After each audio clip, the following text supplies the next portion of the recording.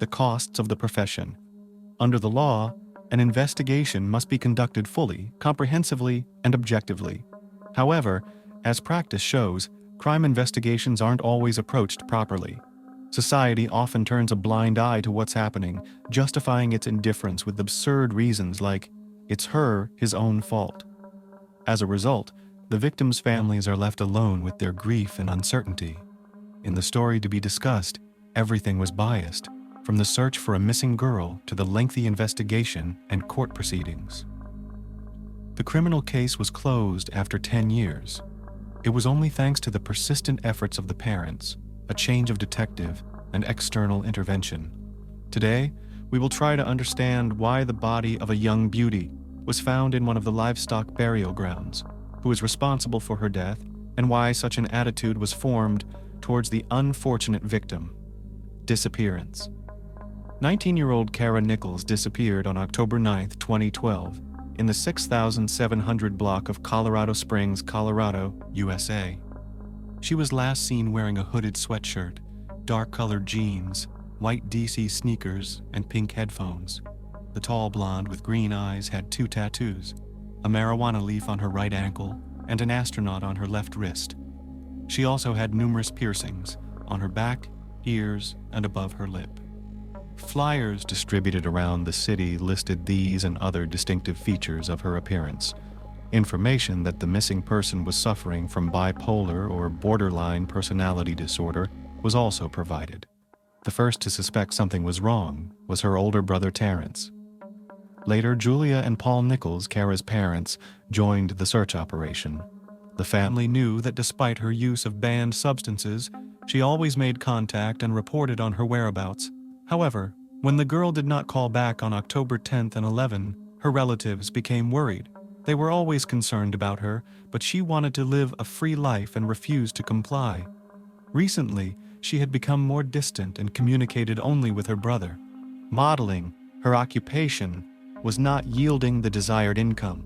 Therefore, when she was offered a substantial paycheck for a lingerie photo shoot, she gladly accepted. She informed her roommates about her upcoming plans and left late at night. The shoot was scheduled for early morning in Denver, making the trip more convenient. Moreover, she was not traveling alone, but was accompanied by colleagues in the business. The girls, having no driver's licenses or a car, fortunately found a suitable driver. Kara's story raised no doubts. Acquaintances had seen her work portfolios multiple times, and her social media accounts were filled with professional photographs. Everything would have been fine, except that Nichols did not return the next day, nor the day after. The last time Terrance spoke with his sister was at 11:45 p.m. on October 9th. However, their conversation was unexpectedly cut off, after which she did not call back. Then the brother thought that the connection was lost, so he calmly went to sleep, knowing that they would definitely talk in the morning. However, on October 10th, Kara ignored all attempts to contact her. Her voicemail was continuously active. The brother again assumed she was busy or resting after work, and he waited for the model to appear on her own. But even on October 11th, there was no news from her. The brother's worry increased. Such silence was not typical for his close relative. In connection with this, Terrance visited her home, where he talked to neighbors. None of them had seen the friend for several days. One young man reported seeing Kara get into a dark-colored sedan around 11 p.m. Unfortunately, he could not see who was driving. The darkness hindered him. However, he mentioned that it seemed she was not alone. After that, Terrance entered his sister's room and looked around. His attention was drawn to the girl's personal items, which she never went without. Among them were a cosmetics bag, purse, charger, and laptop. $300 in cash lay on the bedside table. Clearly, Kara had not planned a prolonged absence. Then the brother turned on her laptop. It became clear that she had not been online for more than 2 days. This was out of character for the aspiring model, who promptly kept up with job offers. Convinced that his concern was not in vain, Terrance decided to report to the police. At the station, he recounted everything in order. However, the law enforcement officers were not in a hurry with the search. The officers claimed that Kara was old enough. She was not obligated to report her whereabouts to everyone. The police suggested that the girl might have been delayed at the shoot or went somewhere else. Maybe she had a boyfriend that no one knew about, and she was spending time with him. Nevertheless, the police's arguments did not satisfy the applicant. He knew his sister well. No matter what happened, she would have definitely made contact by now. Terrance insisted that something bad had happened to her. Nevertheless, the police did not take the boy's words seriously and advised him to come back later. The life of Kara Nichols. Kara Nichols was born on May 20th, 1993, and was the middle child in her family. She spent her childhood with her older brother and younger sister, growing up sociable and friendly, often surrounded by her family. Kara excelled in school and had a keen interest in art, particularly painting. As a talented child, she won several art competitions and was predicted to have a promising future. Yet she was sensitive, deeply feeling the pain of others as her own. During her teenage years, her behavior shifted. Kara became introverted and her academic performance declined. At 13, she was arrested for shoplifting, which resulted in a sentence of community service. Her parents were baffled by the sudden change, as they had always been attentive and loving. She had never wanted for anything, so her theft was likely a form of rebellion against established norms. At 16, Kara's mental health began to falter following the loss of her beloved dog, which plunged her into a deep depression. Her parents sent her to a psychologist, but the sessions proved ineffective, and her condition worsened. Eventually, she was admitted to a psychiatric hospital where she was diagnosed with a personality disorder. After a brief treatment, she showed improvement with the help of prescribed medications. However, due to severe side effects, Kara gradually stopped taking them and worsened her unstable mental state by using banned substances, believing them to be a better alternative to antipsychotics. Behavioral issues led her to attend several alternative schools until she finally graduated. After high school, Kara worked as a waitress and pursued her childhood dream of becoming a model.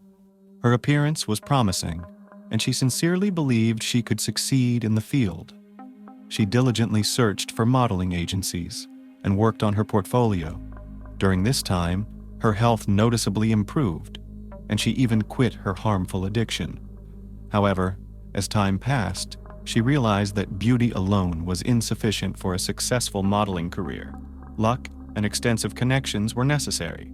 In the summer of 2012, the Nichols family moved to Chicago, Illinois.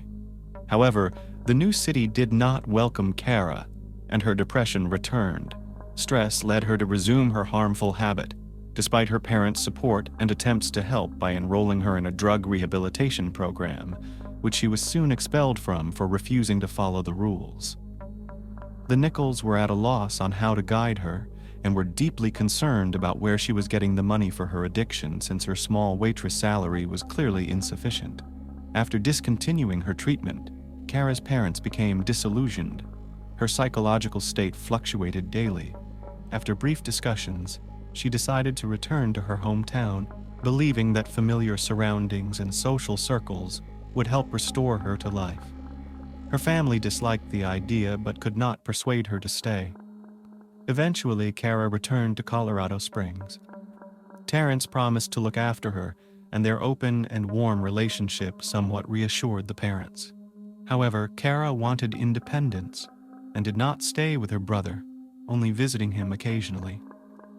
She rented an apartment with other male tenants, shocking her parents when they learned she was living under the same roof with 3 men. They demanded she find other housing, but she refused, explaining that she had no better options and had found the men to be harmless. Gradually, everything went back to normal. Kara returned to her previous job and continued modeling work by creating a profile on Model Mayhem. Over time, she received more offers, but they did not lead to the expected results. Breaking into the desired world among thousands of profiles was challenging. Later, Kara faced problems. She fell behind on rent and even borrowed food from her roommates. She discussed these issues with her brother, who also supported her financially. Thus, she was determined not to miss the opportunity presented to her on October 9th. However, no one expected that night to be her last. Investigation. After being turned away at the police station, Terrance reached out to his parents.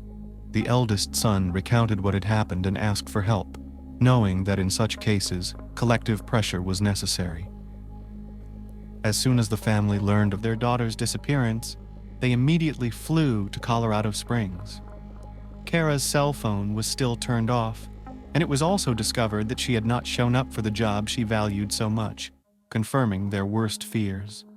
Convinced, the Nichols family as a whole went to the police. Law enforcement was compelled to respond to their report. Eventually, the El Paso County Sheriff's Office acknowledged that the circumstances of her disappearance raised questions. Detectives reached out to local residents asking for any information about the girl's whereabouts. At the same time, the parents allowed investigators access to her cell phone data. Experts confirmed that the last message Kara sent was to her brother. Based on cellular provider data, it was known that on October 9th, her mobile device was indeed headed north, but was then turned off. Friends and acquaintances also joined the search efforts, distributing flyers throughout Colorado Springs and Denver. After talking with her close contacts, investigators examined other means of communication used by the girl, particularly her laptop. Thus, early in the investigation, a secret the girl had closely guarded from her family was revealed. Some of her modeling work, posted on websites, served as a cover for the escort services she had been involved in since she was 17. This was how Paul and Julia learned the true source of Kara's livelihood. However, there was not enough time to recover from the shock. Consent was needed to disclose this information to get new leads. At the same time, this circumstance could significantly affect the investigation and decrease public interest. Unfortunately, there are many examples where the perception of the victim was notably distorted in such cases. The Nichols didn't want to air their dirty laundry, but were forced to do so in the hope of an exception. However, no miracle occurred. After the new details were published, news agencies began canceling interviews with Kara's family one by one. Coverage of the disappearance waned. The search for the girl hit a dead end. The only organization that took up helping with the investigation was the National Women's Coalition Against Violence and Exploitation. They ensured that the community and authorities did not forget about the missing model. Search for witnesses. In November 2012, detectives announced their intention to speak with two women who were believed to have been in the car with Kara on the fateful night. Some even described their appearance. They possibly belonged to the same line of work as the missing girl. Undoubtedly, the witnesses were of interest to the investigation, but were not considered suspects. Most likely, these women were the last to see her alive. A composite sketch of one of them was made publicly available. However, hopes that someone would come forward proved vain. Later, even the testimony of their existence was doubted. The investigation stalled again. That month, Kara's photos appeared on an escort service website in Las Vegas. However, detectives found that the girl had not been involved in the posting. Someone had decided to capitalize on her popularity. Subsequently, the Nichols profile was removed. Concerned citizens periodically approached the police station. However, after verification, their reports turned out to be false. In the spring of 2013, a businessman from Colorado Springs claimed to have seen the sought-after woman from the end of October through December 2012. She was with a tall, unkempt man. The woman appeared frightened, as if she was being forcibly held and made to do something. One day, her companion pushed her, which did not escape the notice of a bystander. He threatened the man and asked him to leave the lady alone. The eyewitness's statement was verified. The police managed to find the man described, but detectives confirmed that the woman with him was his former girlfriend. In the autumn of the same year, a criminal law student decided to investigate Kara's case independently. He traveled to Denver and spoke with many homeless people and substance users. Some of them reported seeing the missing woman at a non-profit organization dealing with the exchange of syringes and needles for those using banned substances. However, it later turned out that the lead was false, and so it was with every testimony. Many had already given up hope of finding the story's heroine alive. Too much time had passed for this type of case. In the summer of 2013, the girls' parents announced a reward for any information regarding their daughter's whereabouts. But it all seemed futile. Kidnapping for ransom was ruled out as no demands had been made over the months. A new development. The following year brought a sensational breakthrough that spurred movement in the investigation. In May 2014, Deputy Sheriff Cliff Porter admitted to having cut corners in the investigation. Unexpectedly, he disclosed that he had not given enough attention to Kara Nichols's case and, most importantly, had overlooked substantial evidence that could have played a critical role in the early stages of the investigation. This confession shocked the Nichols family, as they felt the investigation into their daughter's disappearance had been treated carelessly due to her line of work. The inadequate handling of cell phone records called into question the entire office's conduct. The authorities' inaction did not go unnoticed. Numerous audits brought discipline to the department, and those responsible were removed from their positions. In May 2016, former Sheriff Terry Makita and members of his staff were charged with corruption, fabricating witness testimony, kidnapping, and extortion. This convinced the victim's family that their relative's case had never been appropriately handled. Nevertheless, this event provided a new impetus for the investigation. Thanks to a change in detectives in February 2022, the missing woman's body was discovered. She was found buried in a grave alongside a horse's corpse on a farm near Colorado Springs. But let's go through the details in order. The suspect. On February 1st, 2022, a woman named Christina Hollendorfer walked into the police station. Detectives had tried to speak with her several times before, but she had refused to cooperate. Since 2014, the witness had been unwilling to testify against her former husband, Joel. However, years later, she broke her silence and accused her ex of murdering Kara Nichols. An examination of the missing girl's calls and messages revealed that she had received 8 calls between 9:58 and 11:08 p.m. on October 9th, most of which were from a man named Joel Hollendorfer. Detectives had interrogated him several times, but beyond general information, they discovered little. He admitted to having hired the woman's services and had planned to meet her from the evening of October 9th to the morning of October 10th. However, the meeting never occurred. The escort did not make it to him. His statement raised suspicions, especially since the geolocation data from Kara's mobile device indicated that on the night of her disappearance, she was near the suspect's parents' house. On October 15, 2014, a search was conducted at the man's and his family's home. At the time of the search, detectives spoke with Joel and his mother, Betty. They noted their calm and friendly demeanor. It did not appear that they were hiding anything. They kindly showed the entire property, including several fresh burial sites for deceased animals. It should be noted that the Hollendorfer family had owned the farm since 1985 and had a large livestock yard. Dogs trained to find human remains searched the area.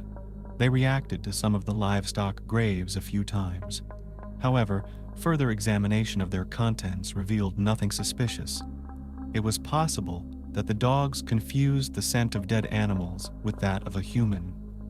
To definitively rule out Joel's involvement in the crime, samples from some suspicious areas were collected for analysis. However, the tests showed that the samples were unrelated to the case. Nonetheless, suspicions about the man were not lifted. It turned out that Hollendorfer had a history of harassment and violating restraining orders. He was a hardened criminal who had repeatedly violated the terms of his parole. Moreover, he had used banned substances, which had contributed to the breakdown of his family. The investigation had approached his ex-wife at least twice. During conversations, it was established that Christina and Joel were raising 2 children.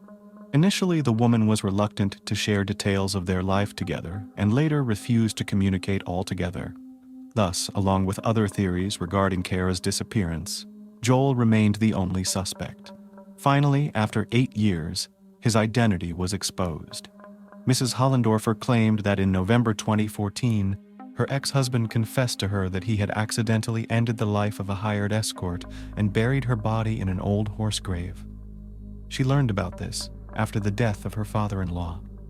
When the funeral was over, Her former husband revealed that he felt guilty about his father's death. According to her, he confessed to his parents what he had done. Learning the terrible news, the elder Hollendorfer fell into a deep depression, became seriously ill, and soon died.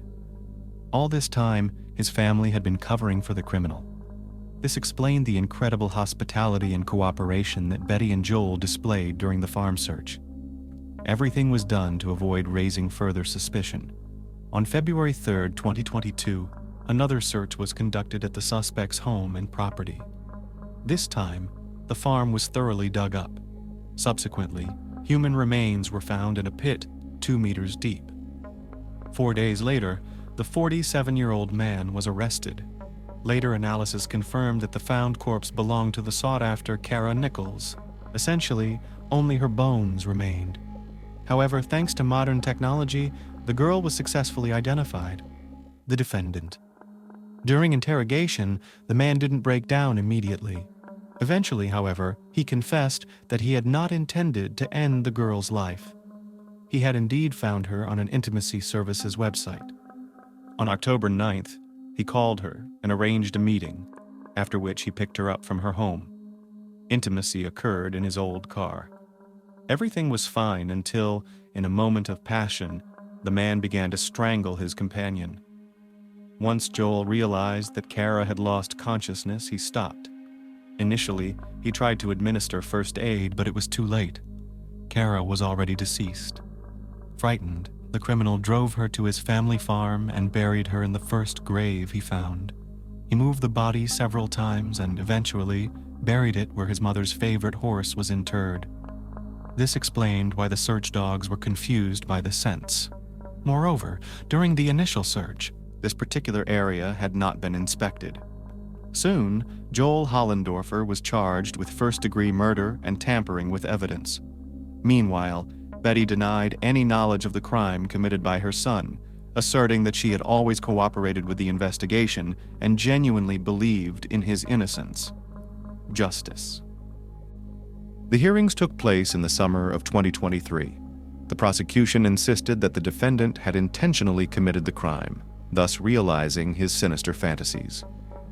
At the same time, forensic experts could not provide detailed information about the victim's death. However, based on the fact that Kara's hyoid bone was broken, asphyxiation was named as the cause of death. Experts claimed that one cannot accidentally strangle someone to death. There is always time to reconsider and stop. Another factor considered was the victim's state under the influence of banned substances. Hollendorfer's defense argued that Nichols's death was due to asphyxiation from which he could not recover. Under similar circumstances, the likelihood of recovery for a healthy person is significantly higher than for a substance-dependent individual. As depicted during the trial, an entrenched addict, which the victim was portrayed to be, would have no chance of survival. This was explained by the long-term effects of banned substances on the human body. Unfortunately, it was impossible to confirm or refute the lawyer's statements over time. The Nichols family was extremely upset by how their daughter was portrayed. Kara's father noted that this judgment negated any sympathy from the jurors and depicted her as an unworthy victim. Nonetheless, during the trial, Joel did not appear remorseful. Some observed that he even smiled at times. Ultimately, the defendant's actions were reclassified to second-degree murder. He was found guilty of manslaughter and sentenced to 24 years in prison. The sentence did not satisfy the victim's family, who had hoped for a life sentence for the perpetrator. Moreover, due to insufficient evidence, no one else was punished. Julia and Paul Nichols called the process a complete miscarriage of justice. The bereaved parents hope that despite the numerous labels attached to their daughter, Kara's friends and acquaintances will remember her positively, not just as sensational news. She was a teenager who battled with mental health issues but was cruelly dehumanized, concluded the girl's mother about the investigation and trial process. Do you think justice was fully served in the case of Kara Nichols's disappearance and death?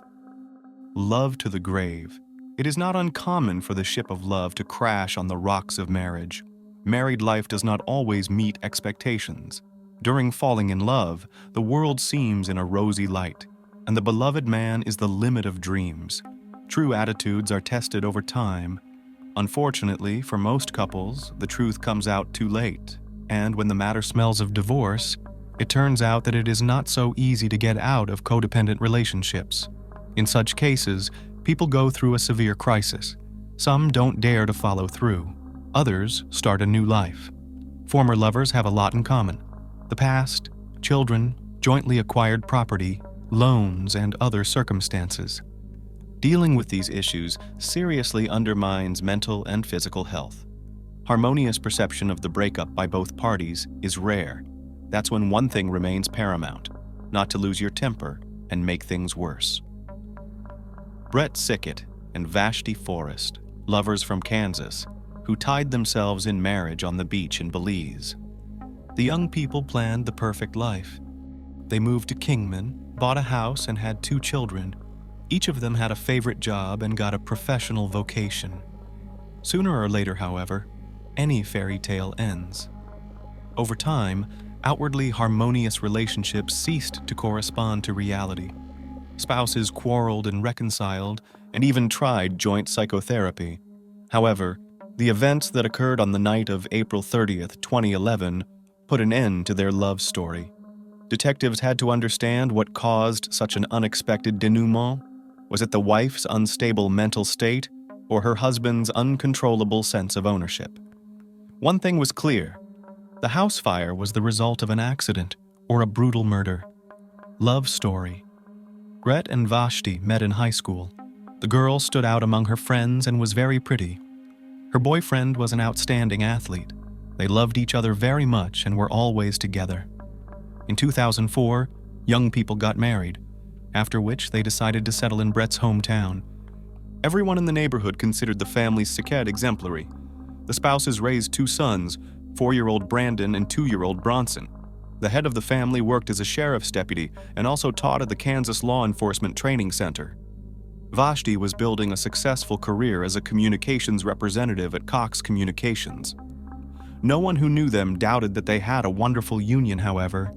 They just didn't really spread the word. The couple definitely had problems. From the moment they met, Brett had controlled Vashti. At first it was a slight pressure, but years later his overbearing character intensified. He was jealous of his wife and sometimes even suspected of cheating. At the same time, Vashti tried to please in everything. She was a kind and cheerful woman who took care of her family. She respected her husband and tried to keep the peace, but in doing so, she did not notice how she lost herself in her marriage. Her friends recalled that in recent years she changed a lot. She became thoughtful and uncommunicative. As it turned out later, Sickett limited her contact with loved ones. He didn't like sharing her with anyone, as he repeatedly stated, so Vashti would call and see her nearest and dearest in his absence. Brett also had a big grievance regarding her work. Vashti was a diligent employee and worked hard. She often stayed late in the evenings, which provoked conflicts at home. Brett did not share her desire to socialize and establish herself in her career. He believed that he earned enough to support the family alone. But his spouse thought otherwise. She wanted to be independent and contribute to the family budget.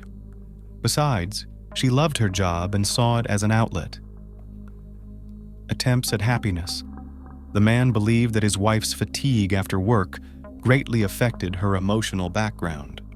However, it is not known what affected Vashti's mental state to a greater extent: workload and increased responsibility or endless tension in the family.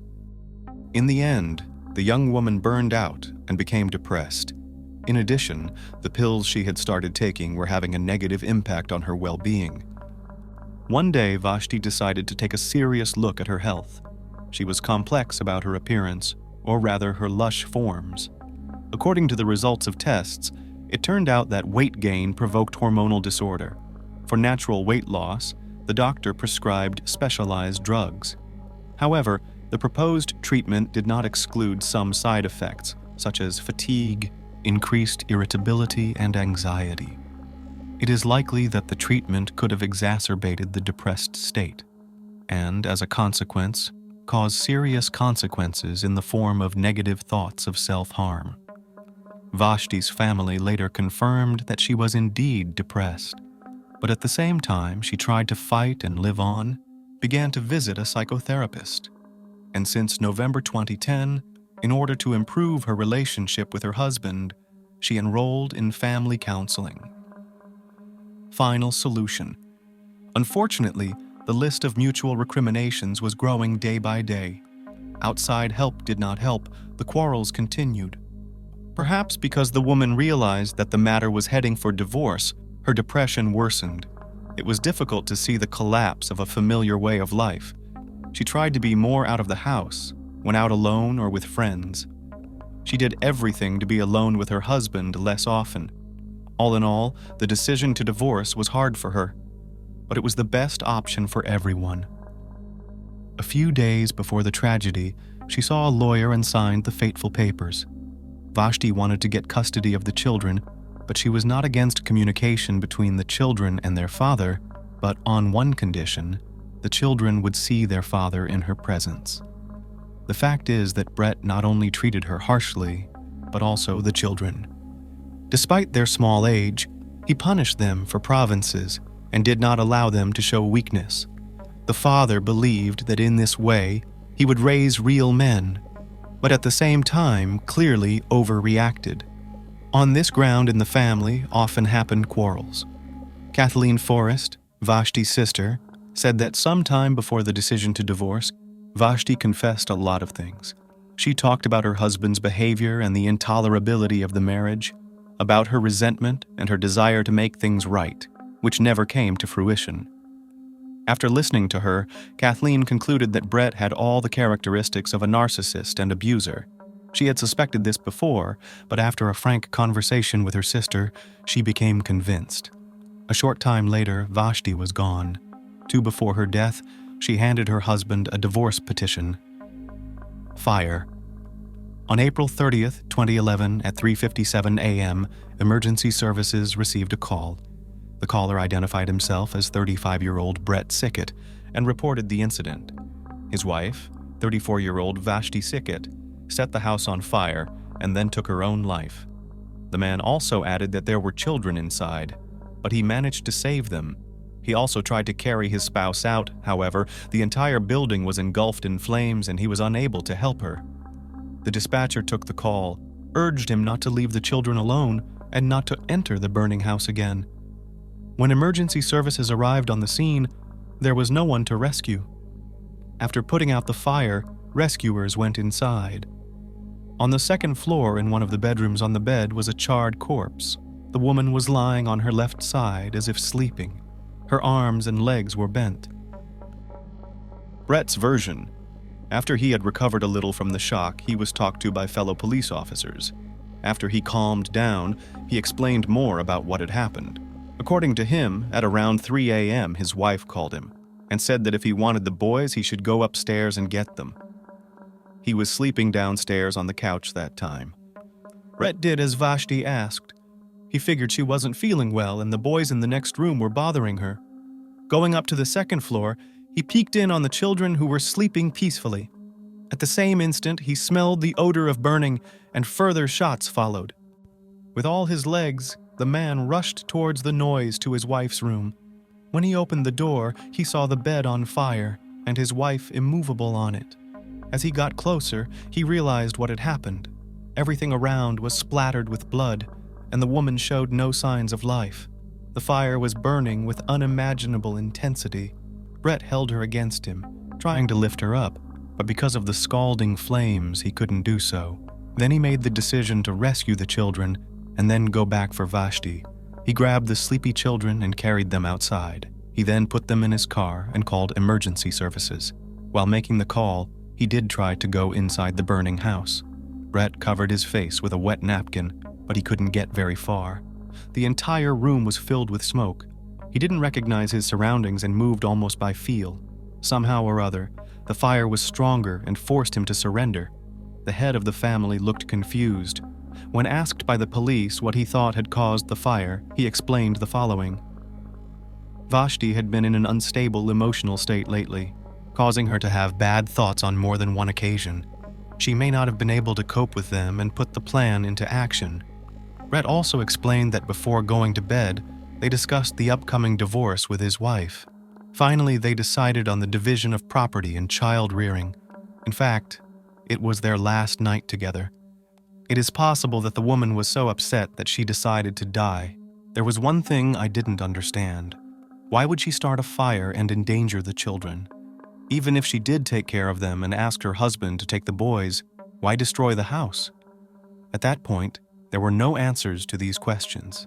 What had happened did not add up to a coherent picture. The investigators had a difficult task ahead of them. They had to establish whether in fact a loving wife and mother of 2 children voluntarily left her life, or she was helped in this. Unconcealed suspicions. When Vashti's relatives learned of the tragedy, they contacted law enforcement officials. They demanded that the investigation be treated with special attention and that the events be viewed from the perspective of murder. The woman's relatives assured that she could not have committed arson and then taken her own life. Despite her difficult family situation and divorce proceedings, she loved life and her children. Undoubtedly, Vashti was going through a difficult time. Her sanity was shaken, but not to that extent. Moreover, the Forrests were convinced that a mother like her would never have risked the children's lives and made them homeless. Vashti was a loving and caring mother. Every day she would get up at 4 a.m. to prepare a fresh and natural breakfast. She was attentive to everything and had a big and pure heart that knew how to be compassionate. For an example, Kathleen recalled an incident in her life. One day her sister learned that a kindergarten boy had been diagnosed with cancer. The child could have been saved, but his family needed financial help. Vashti came to the rescue with a fundraiser. She began baking pancakes, which were in particular demand. After each trade, Vashti gave the proceeds to the boy's family. It was unlikely that such a woman would leave her children to fend for themselves. In addition, she made big plans for the future. Together with her sister, she planned a vacation in Mexico, made repairs to the house, and every evening after work hurried to her sons. After a visit to the doctor, Vashti Sikhet thoroughly took care of herself. She started exercising, eating right, and began to lose weight. Finally, she was starting to like herself in the mirror. Just a week before this happened, she had updated her closet. All indications were that the deceased was determined to move on. The brother and sister asked detectives to take a closer look at Brett's personality and told them what they knew. Although Kathleen, Richard, and Vashti lived in different states, they were close to each other and tried to keep in touch. The family was aware of the problems their sister was facing and were not going to keep quiet. However, they were worried that because of Sikhet's position, the local police might have turned a blind eye to what had happened. Therefore, they revealed that their sister had complained about threats from her spouse more than once recently. He was against the divorce and did not want to let Vashti go. The man said that he would do something to her and nothing would happen to him for it. He reasoned that given his police skills, he'd make it look like an accident and they'd believe him. Evidence. However, the investigators did not rush to conclusions and began to study the available evidence. And there was plenty of it in the case. First, during the examination of the scene, criminalists managed to find a lot of interesting things. Near the hearth of the fire was a canister of gasoline, indicating that the arson was, in fact, premeditated. Secondly, the incongruous position of the gun used to shoot the deceased. It was under her body, muzzle down. This raised a lot of questions. David Folletti, senior special agent in charge of the Kansas Bureau of Investigation, stated, "If Vashti shot herself lying down, the gun would have fallen to the floor. If she was sitting up and shot herself, the gun should have remained on her right side. The position in which it was found just didn't make sense." Even more disturbing was the trajectory of the bullet. However, it took time for the experts to get to the bottom of it all. Fourthly, when examining the contents of the lady's purse, a notebook was found. One of the pages contained a farewell message. Vashti wrote that she couldn't fight anymore. For that reason, she had to say goodbye to her husband and sons. She bequeathed to Brett to take care of the children. She asked the boys to be strong and forgive her. Vashti promised to watch over everyone from heaven. Despite the obviousness of what had happened, There were many inconsistencies in the case. It was as if someone was trying to make it look like wishful thinking. Next, the authorities investigated the couple's life and interviewed the people around them. Family opinion. The Forrest family said that just a short time ago, Vashti served her husband with divorce papers, and just a couple days later, she died. They knew that Brett was pressuring her, but no one believed he could follow through. Everyone thought the dissolution of the marriage would be a protracted process at the very least. Vashti was afraid her husband would take the children away from her, so she put up with it for years. Everyone described him as uncommunicative and secretive. He had almost no friends, and colleagues at work considered Brett arrogant. He was the complete opposite of his wife. Eventually, her stamina reached its limit, and she made the decision to separate. Everyone knew what the man's reaction was. He was angry and canceled a planned dinner with friends. In response, Seekett stated that he would do anything to prevent his wife from seeing the children. Undoubtedly, such a prospect was frightening. So that same day, Vashti took the boys and spent the night at a friend's house. In this way, she wanted to give her husband time to step back and get used to the new realities. Vashti hoped he would pack up his things and leave home. But instead, he stayed. From what he said, he needed time to find a new place to live. Brett's speech touched Vashti's good heart. She hoped she could resolve the disagreement in a civilized manner, so she returned home the next day, full of hope that the dispute would be resolved and the divorce would be amicable. In principle, Brett himself did not hide it. He initially admitted that his spouse was worried about child custody. As a loving father, he did not want to part with his sons and was going to fight. However, allegedly on that ill-fated night, he and his wife reached an agreement. Unfortunately, on April 29th, the deceased did not communicate with anyone, and what was going on at their home is unknown. Witnesses. The testimony of a neighbor of the family shed light on the situation in the house. The witness said that on the night of April 30th, she was suffering from insomnia. At 3:15 a.m., the silence outside the window was broken by the sound of clapping. The words of the eyewitness made one wonder. It was unclear why Brett had called emergency services 42 minutes later. Brett was a police officer and knew full well that delay could have tragic consequences. In addition, the experts listened to his call again. The man's voice seemed reserved and cold. It gave the impression that he did not care. Then the investigators talked to the psychotherapist, whom the couple visited. The specialist said that Vashti was concerned about her husband's reaction and the threats she was receiving. She shared that during one of the arguments, her husband confessed that he dreamed of killing her. This statement frightened Vashti, but she did not believe that he was capable of such a thing. The therapist herself characterized Brett as a narcissist with latent psychopathic tendencies. Autopsy. By this time, the autopsy results on the deceased were in. Pathologists reported no traces of soot or smoke in the lungs, indicating that the woman died before the fire. Cause of death appears to be a gunshot wound to the head, but the strange thing was, it wasn't the only one. Pathologists found several other wounds to the chest and thighs, which is unusual for a man who voluntarily left his life. The toxicology report found that Vashti was not under the influence of any substances at the time of death. Suspect. Brett was eventually called in for questioning. He was extremely unhappy and did not understand why he was suspected.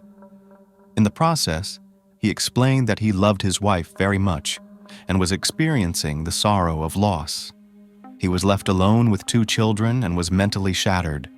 The officers then bluntly asked the co-worker if he was involved in the death of his spouse, to which Seekett replied that if he had wanted to kill her, he would have thought of something better. However, he was countered that he was well aware of how well fire destroys all evidence. I would never burn our house down, much less put my children in a situation like that, Brett justified himself.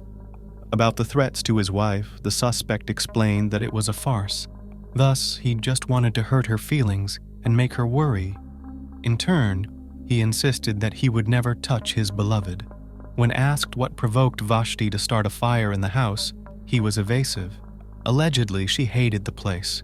Brett made it sound good, but no one believed him. The first time, he explained that he had run into his wife's room and tried to help. However, there was no evidence to support this. At that time, his appearance spoke to the contrary. There were no bloodstains, soot, or traces of fire on his clothes or body. In fact, he was in the very epicenter of the fire, and yet he remained unharmed. That's impossible.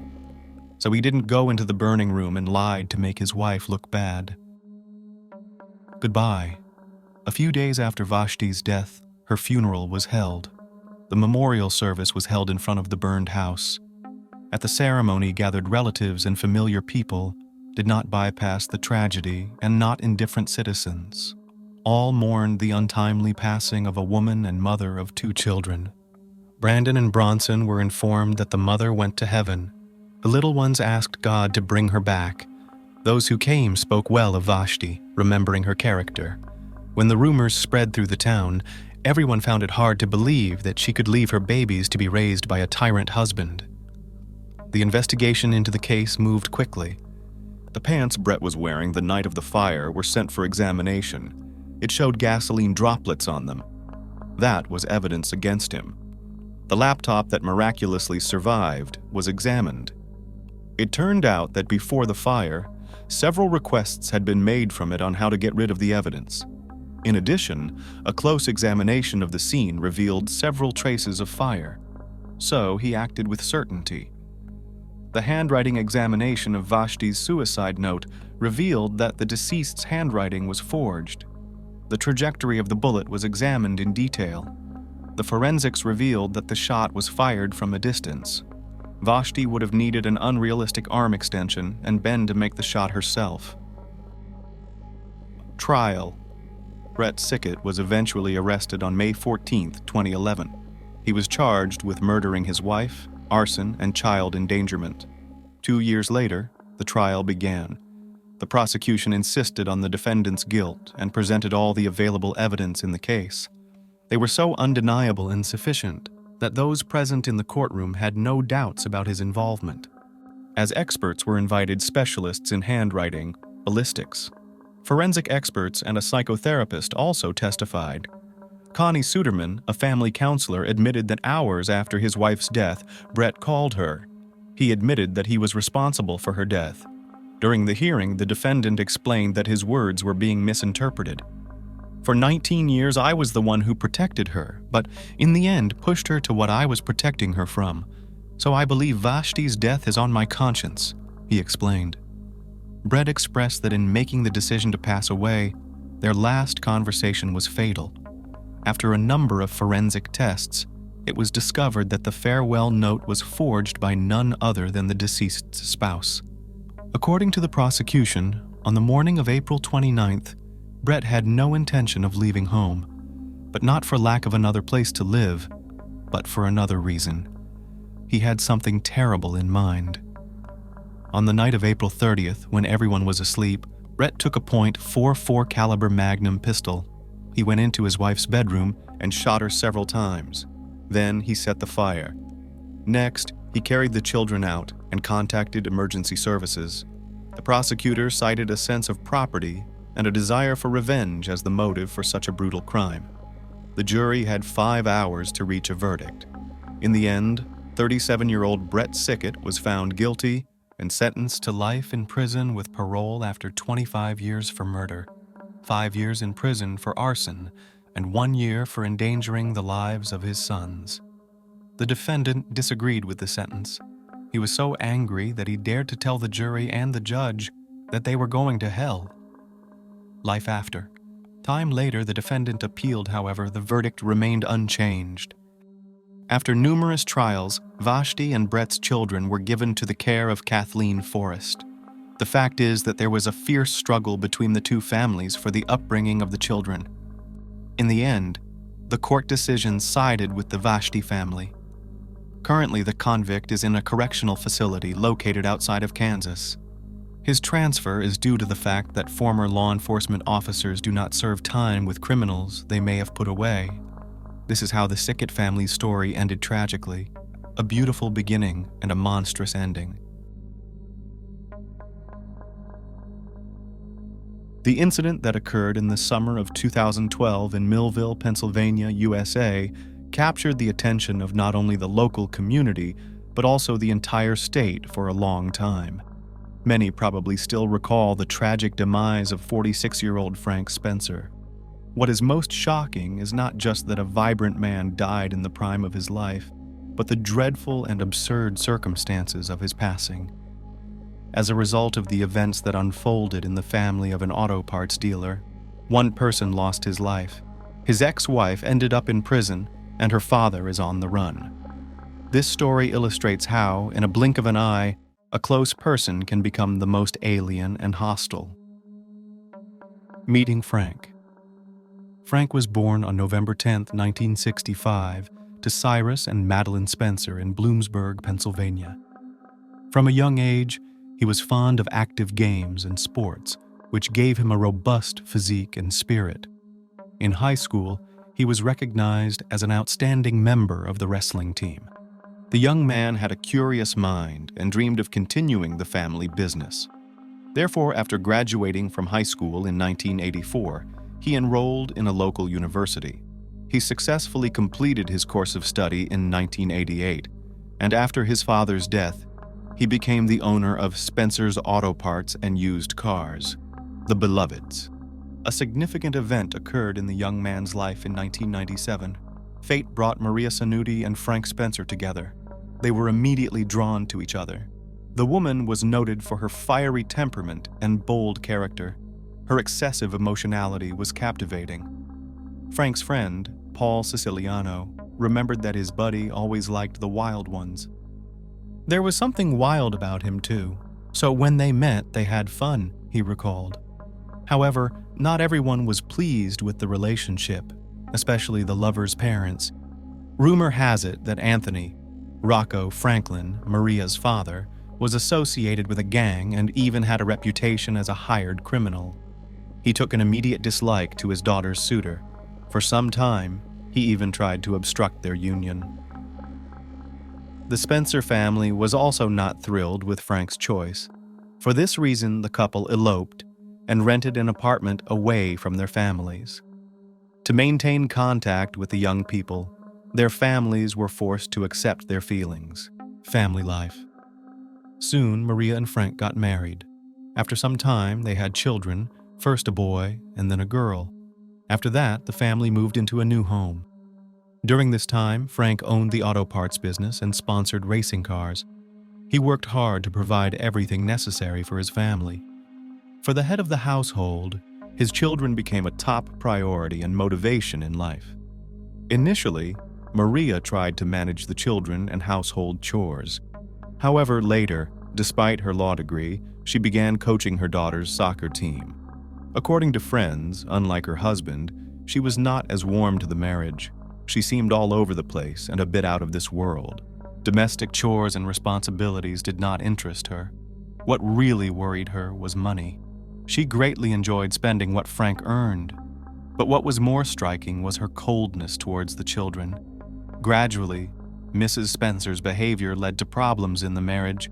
Her husband became dissatisfied with her selfishness and eccentricity. He felt that, having become a mother, she should have matured and thought of others. However, Maria did not change. In 2006, the man initiated a divorce. He was finally tired of the constant scandals and inappropriate behavior of his wife. Sometimes she behaved so unreasonably that Frank feared for the children's health. At that time, the idea of divorce seemed to be the only correct solution. However, after deciding to separate, the relationship between the former spouses became even more strained. The confrontation. Spencer wanted to keep the children with him. He didn't trust his ex-wife and was convinced that she couldn't properly care for them. Not everyone in his circle agreed with his stance. For example, his friend Ron asserted that for the children's normal development, both parents were necessary. He strongly recommended that his friend negotiate with Maria and share custody equally. Apparently, Frank knew more than his friends did. so he continued to insist on sole custody. In retaliation, the woman did the same. Moreover, she was counting on substantial child support payments. This conflict intensified over time. More than once, due to his ex-wife's erratic behavior, the man had to call the police. The woman would attack him and the children. However, not everyone believed this. In 2008, an incident occurred that confirmed the main character's words. Following a scuffle with her former mother-in-law, Maria was arrested near her child's school. The issue was that she came to pick up the girl, but Frank's mother tried to stop her. It turned out that the woman's decision was justified since they had another arrangement that day. But at the last minute, Maria decided to change it. After the fight, she took the child and put her in the car but forgot to buckle her up. On the way, police officers stopped her car and assessed her actions as a threat to the child's life and health. Consequently, Maria began having problems. She was charged with disorderly conduct. Additionally, Frank accused his ex-wife of stalking him. He claimed that she had repeatedly followed him. For this reason, she was charged with another crime. However, the prosecution could not prove a threat to the child's life. Therefore, the authorities agreed to drop the charge in exchange for her guilty plea to disorderly conduct and stalking.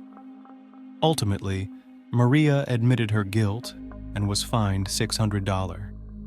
But even this event did not make the woman reconsider her behavior. Quite the opposite occurred. The ex-wife became more embittered. After this case, Frank's acquaintances and relatives increasingly heard complaints from him. He reported that Maria had escalated to threats, and her stalking continued. Later, some of Mrs. Spencer's colleagues confessed that she had repeatedly said how much she hated Frank and was ready to end his life. Because of this, one of her co-workers jokingly nicknamed her the Black Widow. At the same time, the man tried to keep calm and smooth over the rough edges. He repeatedly tried to talk to his former beloved, but she did not cease. The hero of the story even began documenting all conflicts. He did not want to cause her legal trouble, but he did it in case something bad happened. He just wanted to live and work in peace, but Maria clearly went too far. Escalation of the situation. By 2009, the Spencers' divorce process seemed endless. All this time, the children were with their mother. Frank tried not to despair and eventually met a woman named Julie Dent. Soon, the pursuer learned about her ex-husband's new relationship. According to her words, she didn't care that Frank was dating Julie. What bothered her most was that the rival had found a connection with the children. However, the man thought otherwise. He knew that the cause of all the troubles was his ex-wife's intense jealousy. After this event, Maria became completely enraged. In February 2009, she sent a voice message to Julie, warning her not to come near her children. However, the situation truly escalated when the main character's father-in-law was released from prison. After 5 years of incarceration for fraud, the criminal's reputation had only worsened. For Frank, this meant more trouble since he knew the fierce temperament of his former relative well. Many believed that Maria had inherited her character from her father. At this time, Spencer's circle noted that he had become pensive and worried, and not without reason, the first crime.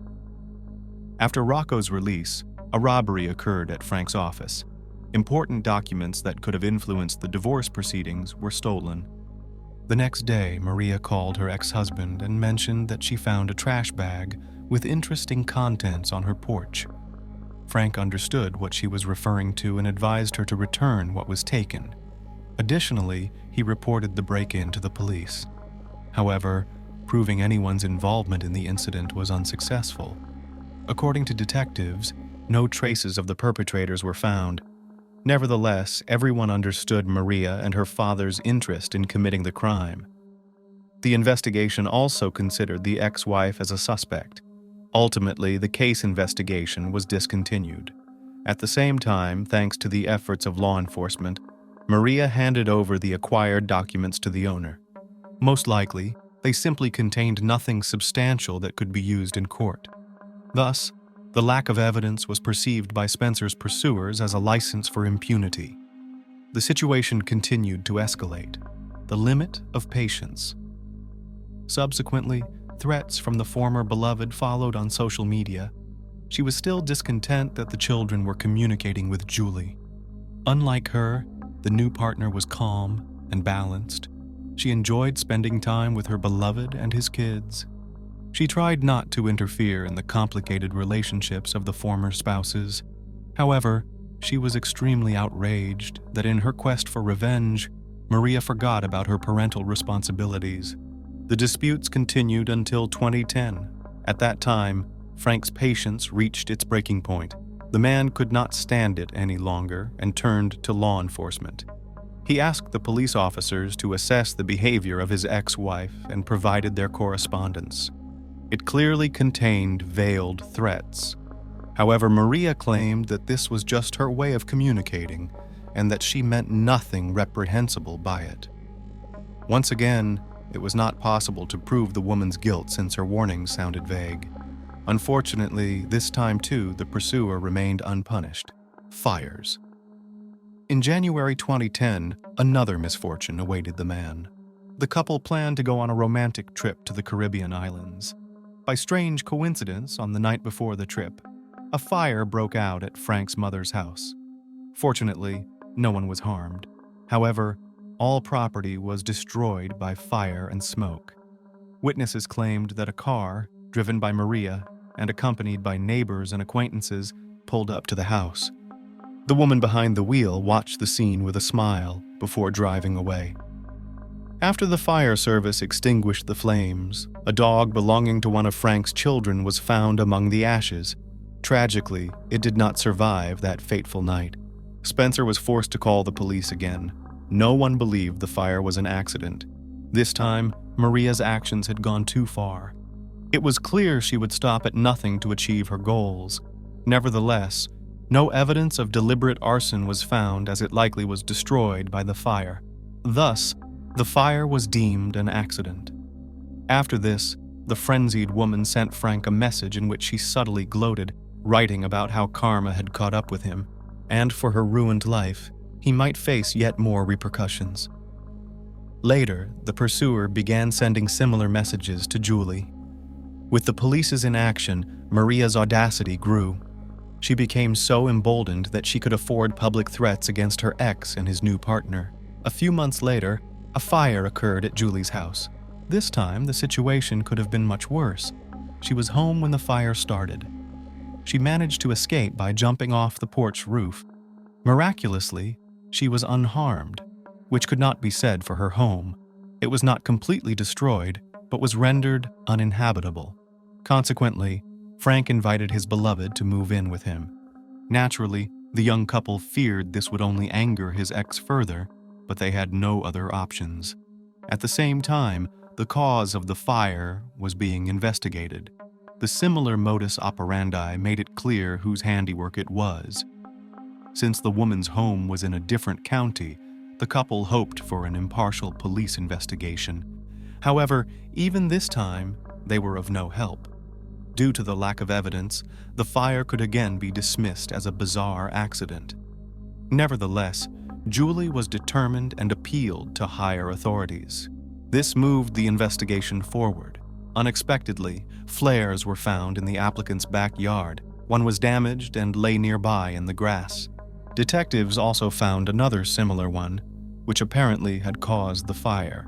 Additionally, experts determined that the steps on the home's terrace had been doused with a flammable mixture. Eventually, after all inspections and expertise, arson was recognized as the cause of the fire.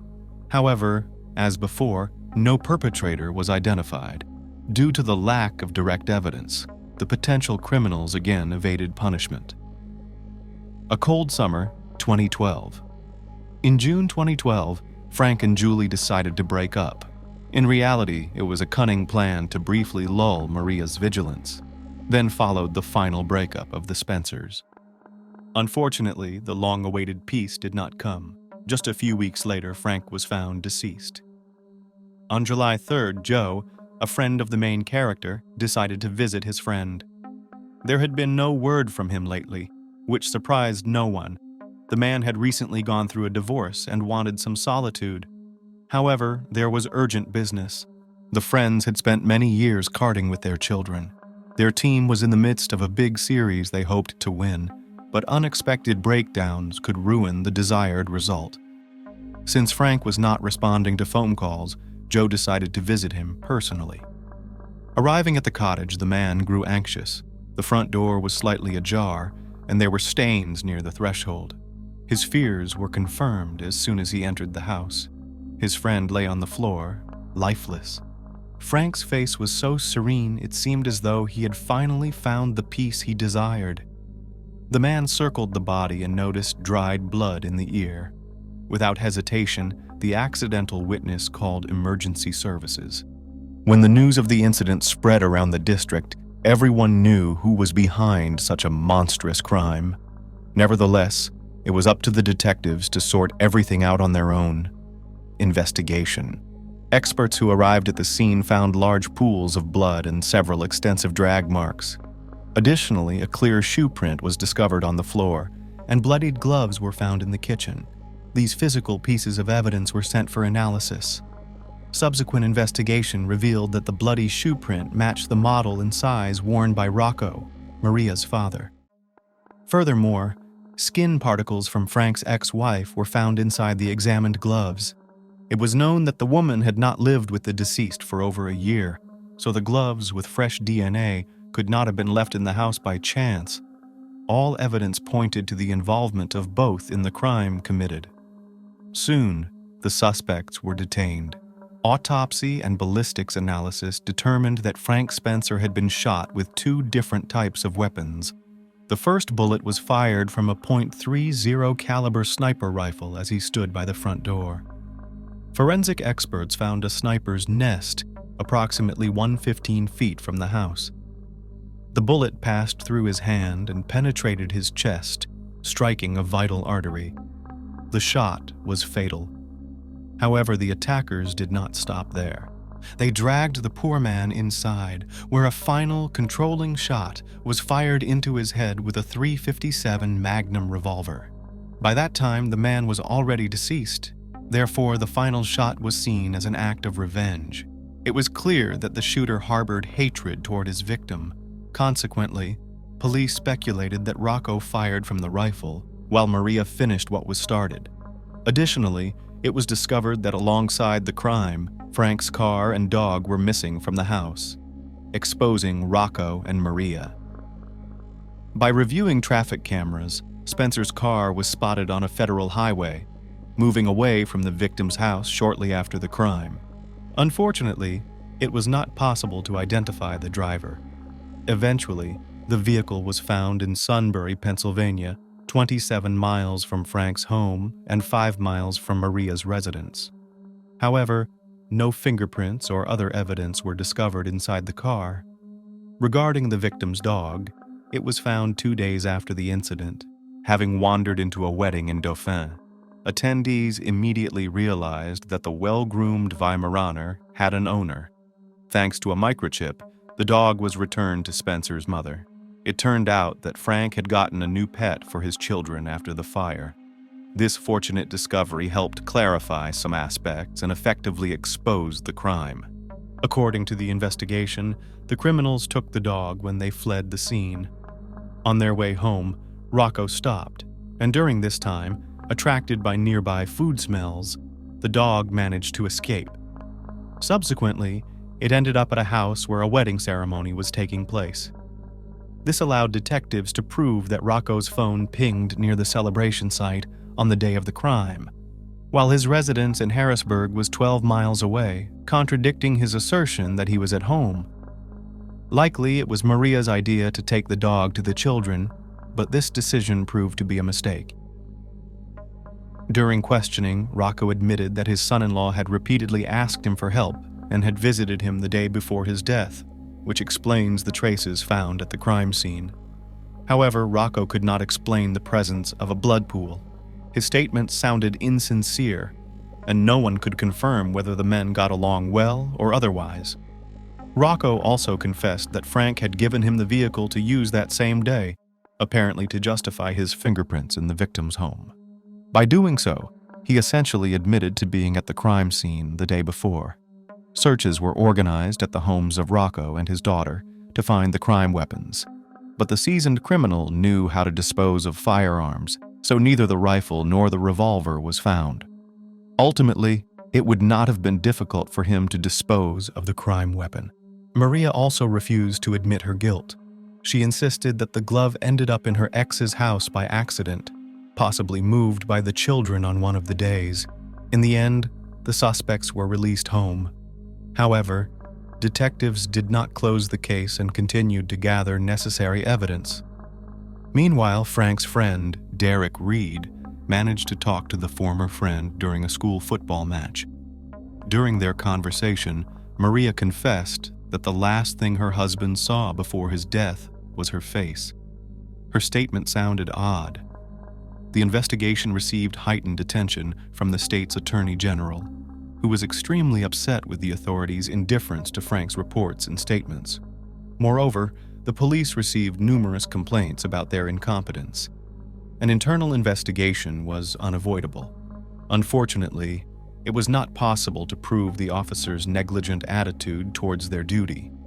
According to the police, much information provided by Spencer lacked solid evidence, and the only person who could confirm or refute the officers' words was deceased. The public and the victims' relatives were extremely outraged that their petitions yielded no results.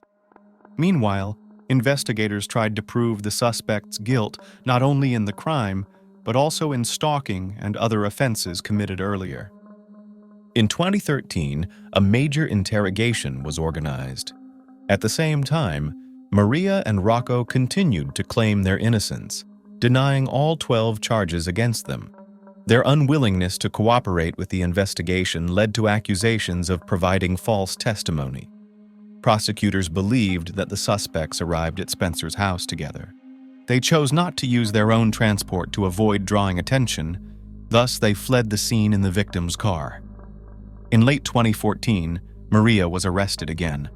By this time, Rocco had managed to flee.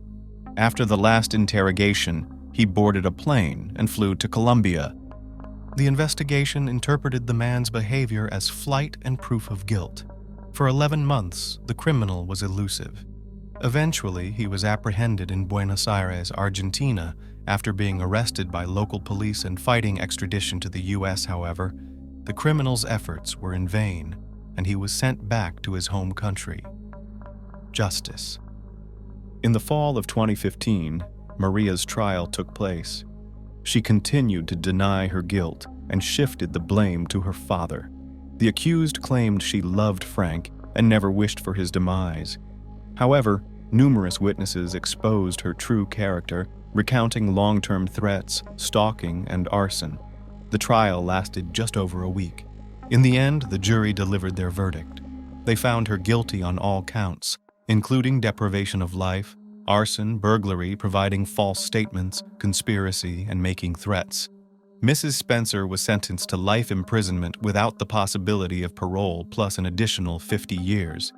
Eyewitnesses claimed that Maria smiled constantly during the trial. "I didn't end his life, so I tried to stay optimistic," she explained in a later interview. A few years later, trials began for Rocco. He was extremely displeased with his daughter's accusations. The defendant insisted he was merely helping her but was against violence. It was Maria who insisted on the crime. However, physical evidence suggested otherwise. Finally, in the fall of 2018, Anthony Franklin was found guilty of deprivation of life, as well as robbery and arson.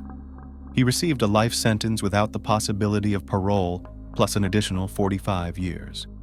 Upon sentencing, the 77-year-old man blew a kiss to the prosecutor and the lead detective before cursing the judge.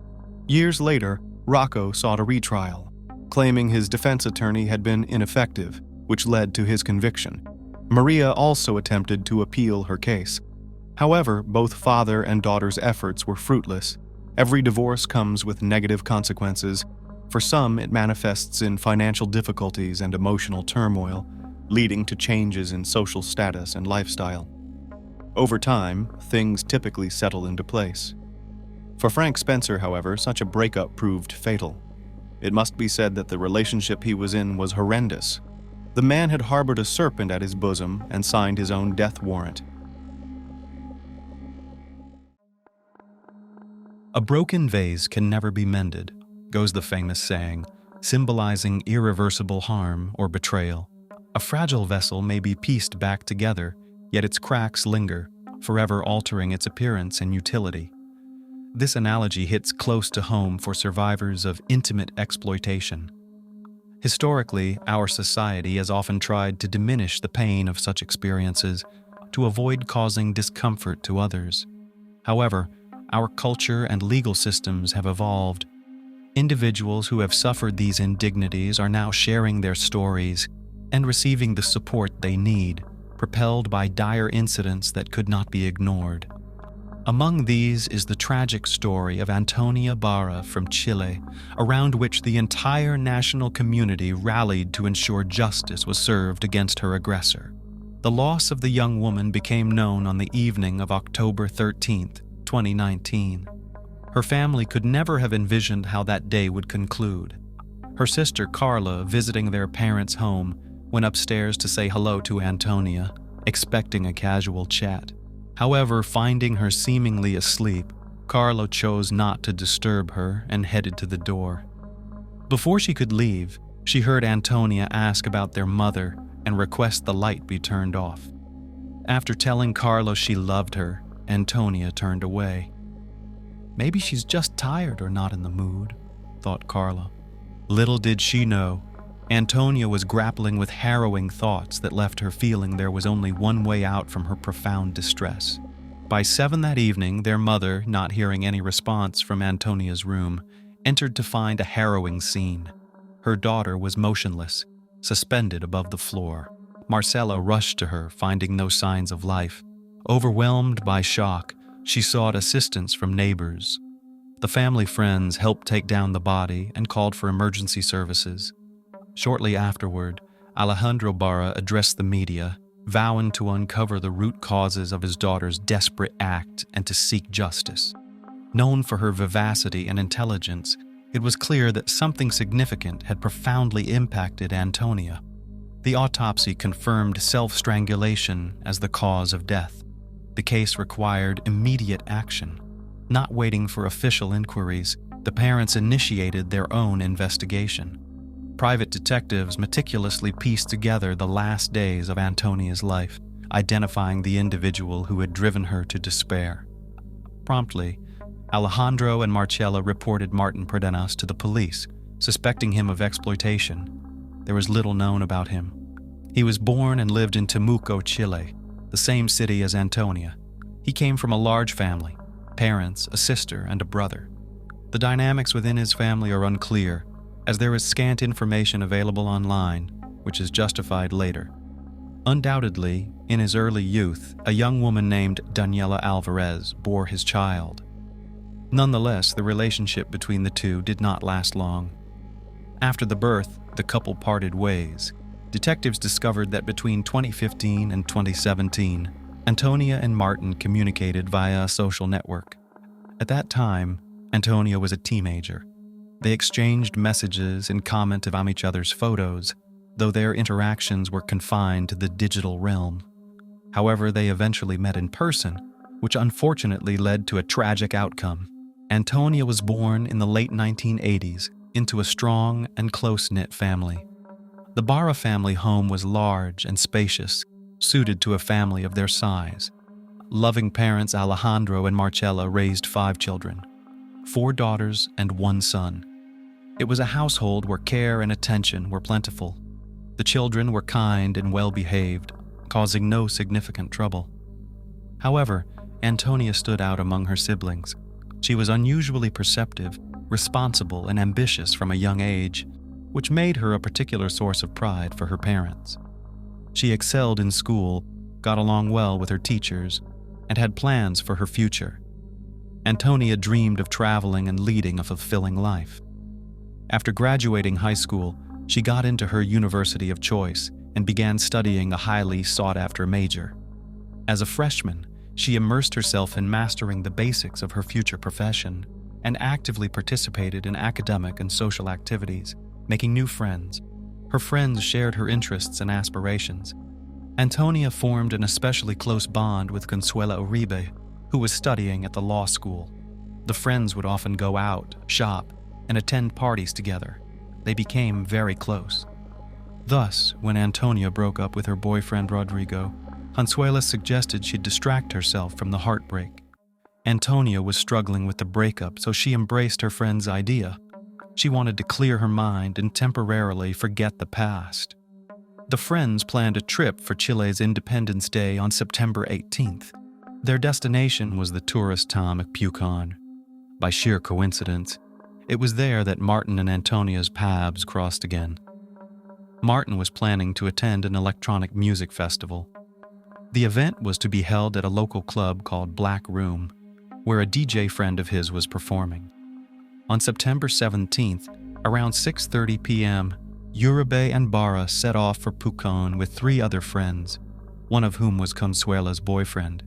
The journey went smoothly, and upon arrival, the young people stayed in different accommodations. The girls stayed in a summer house owned by the Ayyad family. After 8 p.m., the friends began preparing for a party at the popular venue, Black Room. The night promised a sea of unforgettable emotions. Before leaving, Antonia exchanged messages with her father, who asked her to be careful and cautious around strangers. In response, she reassured her father, writing that prudence was her foremost trait. Law enforcement officials repeatedly interviewed Martin Credenas, but he denied any wrongdoing regarding Antonia. He claimed their intimacy was consensual and vehemently denied any involvement in her tragic end. However, detectives had their own perspective and evidence regarding the matter. During the investigation, it was established that Martin left Temuco on September 17th around noon, accompanied by friends. They planned to return the next day. Upon reaching their destination, the group held a party at a rented house, filled with conversation, jokes, and of course, alcohol. Meanwhile, Antonia and Consuela got ready and headed to the club. There, they ordered a table, food, and drinks. The friends enjoyed themselves, chatting and dancing extensively. Needless to say, the Black Room Club became the venue for the young people's unexpected reunion. The chance meeting delighted them, and the man and woman spent the evening together, chatting and dancing. It was clear they were fond of each other. Antonia occasionally left him to return to her friend, who was also enjoying herself, and to greet the male acquaintances with whom she had traveled. Moving from one bar to another, she didn't realize how carried away she got with the alcohol, likely due to the long drive and an empty stomach, something she usually did not allow herself to do. Around 6:45 a.m., Consuela found her friend pleasantly chatting with a mutual acquaintance, Emilio. At that point, she told Antonia it was time to leave. Antonia refused, feeling good and wanting to continue the evening. Her friend advised her to stop drinking and reconsider her decision, but Antonia was adamant and chose to stay at the club while Consuela left. This turned out to be a regrettable decision for Antonia. Emilio became an unwitting witness to the events that unfolded afterwards, which he detailed during the investigation and in court. He noted that Martin approached Antonia and started a conversation with her. He then took her by the hand and led her towards the exit. Emilio remarked that Antonia acted oddly, unsure whether she was engaging in the conversation or just confused due to the alcohol. Nevertheless, it seemed she did not mind being led away, or perhaps she was unaware of it. Emilio assumed that the man had invited her to join him, and she agreed. Nonetheless, external surveillance footage told a different story. Martin's friends recounted that they left the club in 2 cars, but there was no room for the pair in either vehicle. Therefore, they proceeded on foot. Along the way, they came across a store. Surveillance footage made it clear that the man coerced the woman into entering. She could barely stand and was unable to resist. Martin, slightly more sober, was able to somewhat control the situation. Throughout the night, they were captured on camera several times. Along the way, Credinas was overly affectionate and tried to kiss his companion, who did not reciprocate and tried to pull away. Upon entering the rented house, none of his friends paid much attention to the woman. Only 19-year-old Barbara, who had joined recently and hadn't been drinking, noticed that the couple was intoxicated. Afterward, they went upstairs. Around 9 a.m., Consuela received a voice message from her friend. Initially, she couldn't make out what was being said. After listening more carefully, she understood a few words. Antonia was pleading to be picked up. Since her friend didn't know her exact location, she used GPS to find it. Consuela, accompanied by her boyfriend Jose, went to the designated location. Upon entering the house, they were met by a naked Martin, who was covering himself with a pillow. When Consuela asked him where her friend was, he claimed he didn't know. They found Bara in one of the upstairs rooms, lying on a bed in her underwear, quietly crying. Jose picked her up and carried her to the car. Consuela asked what had happened, but Antonia could only cry. The young couple tried to console her, hugging and attempting to engage her in conversation. Back at the summer house, Antonia confessed everything. Martin had exploited her against her will, and she felt powerless to stop it. Her memories were hazy. She couldn't recall much, but one thing was clear: he had wronged her. This occurred when they went upstairs. Afterwards, he left her alone and disappeared. Upon hearing about the incident, Jose and Consuela insisted that Antonia report the scoundrel to the police and seek justice. However, she refused, fearing that her parents and the public would find out. She chose to quietly endure the trauma and try to recover on her own. She asked them to tell no one about the incident. During this heartfelt conversation, Antonia received a message from her father asking how she was doing and joking about whether she had been drinking too much. To avoid arousing suspicion, she tried to respond in her usual manner, thereby inadvertently highlighting her own intentions. The next day, Antonia met with Martin to talk. However, he was dismissive and arrogant. He insisted that the events of the previous night had been consensual. At that point, Antonia realized that she would not hear the truth or receive an apology. She knew she had to try to move on. Later, psychotherapists invited to the court hearing will explain that at the time, Antonia was experiencing intimacy trauma syndrome. It's characterized by disruptions in physical, emotional, cognitive, and interpersonal behavior. This condition can appear immediately following the incident or even months, and sometimes years later. The poor girl was suffering through an acute stage alone. She could not rid herself of distressing sensations, distraction, anxiety, confusion, alternating with hysterics and crying. She undoubtedly felt a compulsive desire to cleanse herself, experiencing bouts of nausea or even vomiting. For 3 weeks, Bara kept silent and tried to behave as usual. A childhood friend confessed that she noticed nothing unusual about her. However, her classmates could not overlook the memory impairments and disorganization associated with the syndrome. One of them remarked on her declining academic performance, which was very uncharacteristic of the once disciplined student. When asked what was the cause, Antonia cited poor health. It should be noted that a large number of witnesses came to the girl's defense during the trial: friends, acquaintances, and classmates. But what was the turning point in making a fateful decision? Perhaps Antonia would have remained alive, sought professional help over time, had it not been for a series of events. Somehow, her terrible secret became known to an ex-boyfriend. However, the information reached him in a very unflattering form, which he hurried to report.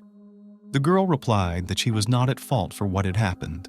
The information he had was a gross exaggeration. Then Rodrigo did not believe her. Moreover, the day before the incident, Martin called. It is unclear what the conversation between them entailed, possibly threats from his side. One thing is clear: the next day the girl was gone. A few hours before her death, she sent a farewell message to her boyfriend, and in a family chat, she shared a childhood video. In it, Antonia was dancing and laughing joyfully, showing how much she missed her former self. She could not return to her previous way of life, thoughts, and actions. This tragedy made a deep impression. Thanks to Alejandro finding the strength to share his daughter's story nationwide, her tragedy resonated with the public. Antonia's name was written on posters, in social media hashtags, even on building walls. Public support had an incredible result. In less than a week, women came forward with similar claims against Terrance. 6 new charges were filed against his name, reporting actions he took from 2010 to 2019. The man turned out to be a criminal and was taken into custody. Concurrently, Martin's family petitioned to protect their personal information, which had leaked online. The family asserted that their constitutional right to honor and respect for private life was violated, citing numerous insults, aggressive messages, and fake information online. In these actions, the Terrance family suspected, including the Barra family. On June 12, 2020, the Temuco court granted their request. The judge required Antonia's relatives to refrain from disclosing information about the assailant's family through social media and from making compromising publications. This decision sparked outrage. Chileans were extremely upset, believing that it protected Martin. On July 21st, the Barra family filed an appeal with the Supreme Court, but it was rejected. Later that month, the suspect's lawyer submitted a petition for protective measures concerning his client. In the same month, he was officially charged with several attacks. Public outcry was gaining momentum. In Chile, the investigation became known as the Antonia case, a symbol of justice restoration for victims of violence. Many women, after many years, dared to come forward about their experiences. On July 22nd, an unexpected event occurred. The court changed the previously decided preventive measure from detention to house arrest. Martin Terrance was effectively set free. At the same time, the judge explained that this in no way summarizes the presumed punishment. Meanwhile, the prosecutor charged Martin with 5 instances of misconduct, but the court only acknowledged 2. Massive protests swept across the country. Thousands of people took to the streets, outraged by the cessation of investigations regarding certain facts and the decision on house arrest. The authorities supported the citizens by sending a request to the appeals court. The judiciary responded immediately. It revoked the selected preventive measure and took Martin into custody. The same court later eliminated the statute of limitations for 2 cases of intimate violence. Concurrently, Alejandro, along with feminist organizations, worked on drafting a bill that would establish punishments for such crimes. He emphasized that no one should remain indifferent when a woman is led away by a man without resisting, especially while intoxicated. Barra stressed the importance of taking necessary measures in such cases, as this state makes a woman a potential victim. The investigation continued. In February 2021, Martin's phone was found. Forensic analysis revealed it contained photos in which the accused displayed women's underwear. He was clearly proud of his conquests and apparently kept account. The police report ran nearly 400 pages, including statements from victims and witnesses, people close to both Martin and Antonia, and those who had known them since childhood. The accused childhood teacher recounted that Terrance was a smart and cheerful child, but was very interested in topics related to intimacy. Some women recalled that when they were little, he touched them.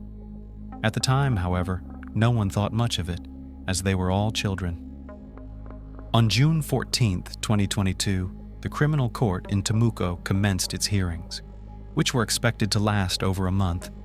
During this period, the prosecution presented a series of evidence, expert testimonies, and witness statements. The disclosed video footage clearly showed that Antonia was unable to control the situation. On August 26th, Martin was sentenced to 20 years of imprisonment for crimes against intimacy and acts of intimacy-related aggression. On December 29th, the Supreme Court accepted the defense's appeal, disagreeing with the verdict. A new trial was scheduled for spring 2023. Meanwhile, the efforts of the Barra family have an effect. The drafting of Antonia's law began, enhancing existing legislation to ensure that anyone committing an act of violence that pushed the victim to end their own life would be inevitably punished with imprisonment. On March 16th, the defendant's legal team resigned, and his case was taken over by public defense. Finally, on April 24, 2024, the second trial commenced for 5 cases of violence and 2 cases of forcible intimacy. During this time, Terrance waived his right to remain silent and explained the events. He claimed that his crimes were committed under severe alcohol intoxication, to which the prosecutor responded that by drinking with the women, he made the victims vulnerable. On July 7, 2023, the man was found guilty. The federal prosecution demanded a sentence of 41 years in prison. On July 28, 2023, 31-year-old Martín Terrance was sentenced to 17 years in prison for 7 intimacy-related offenses committed against 6 victims. Considering the time already spent in custody, he would serve 14 years.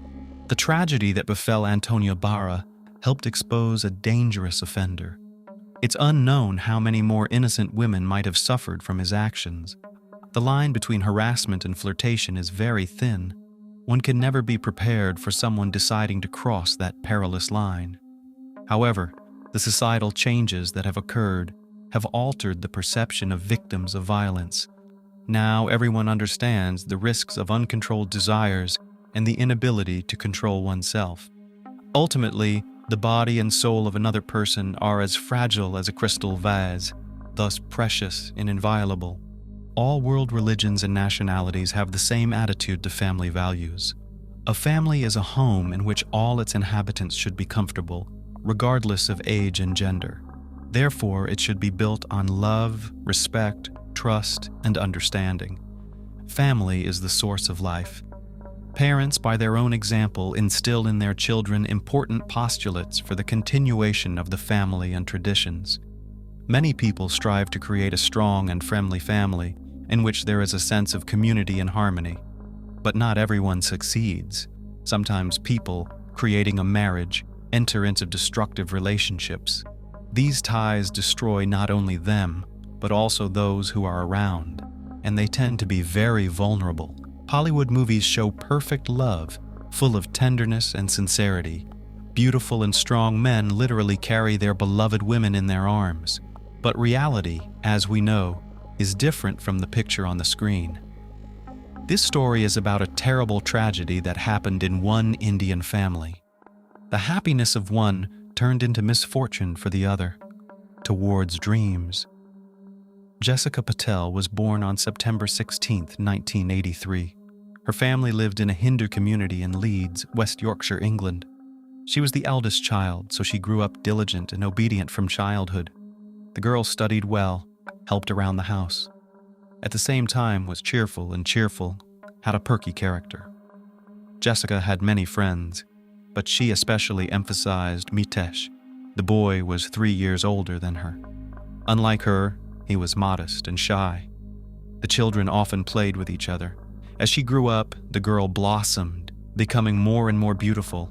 Like many other peers, she dreamed of falling in love with a worthy man to have a happy family with a bunch of kids, just like the heroes of her favorite movies.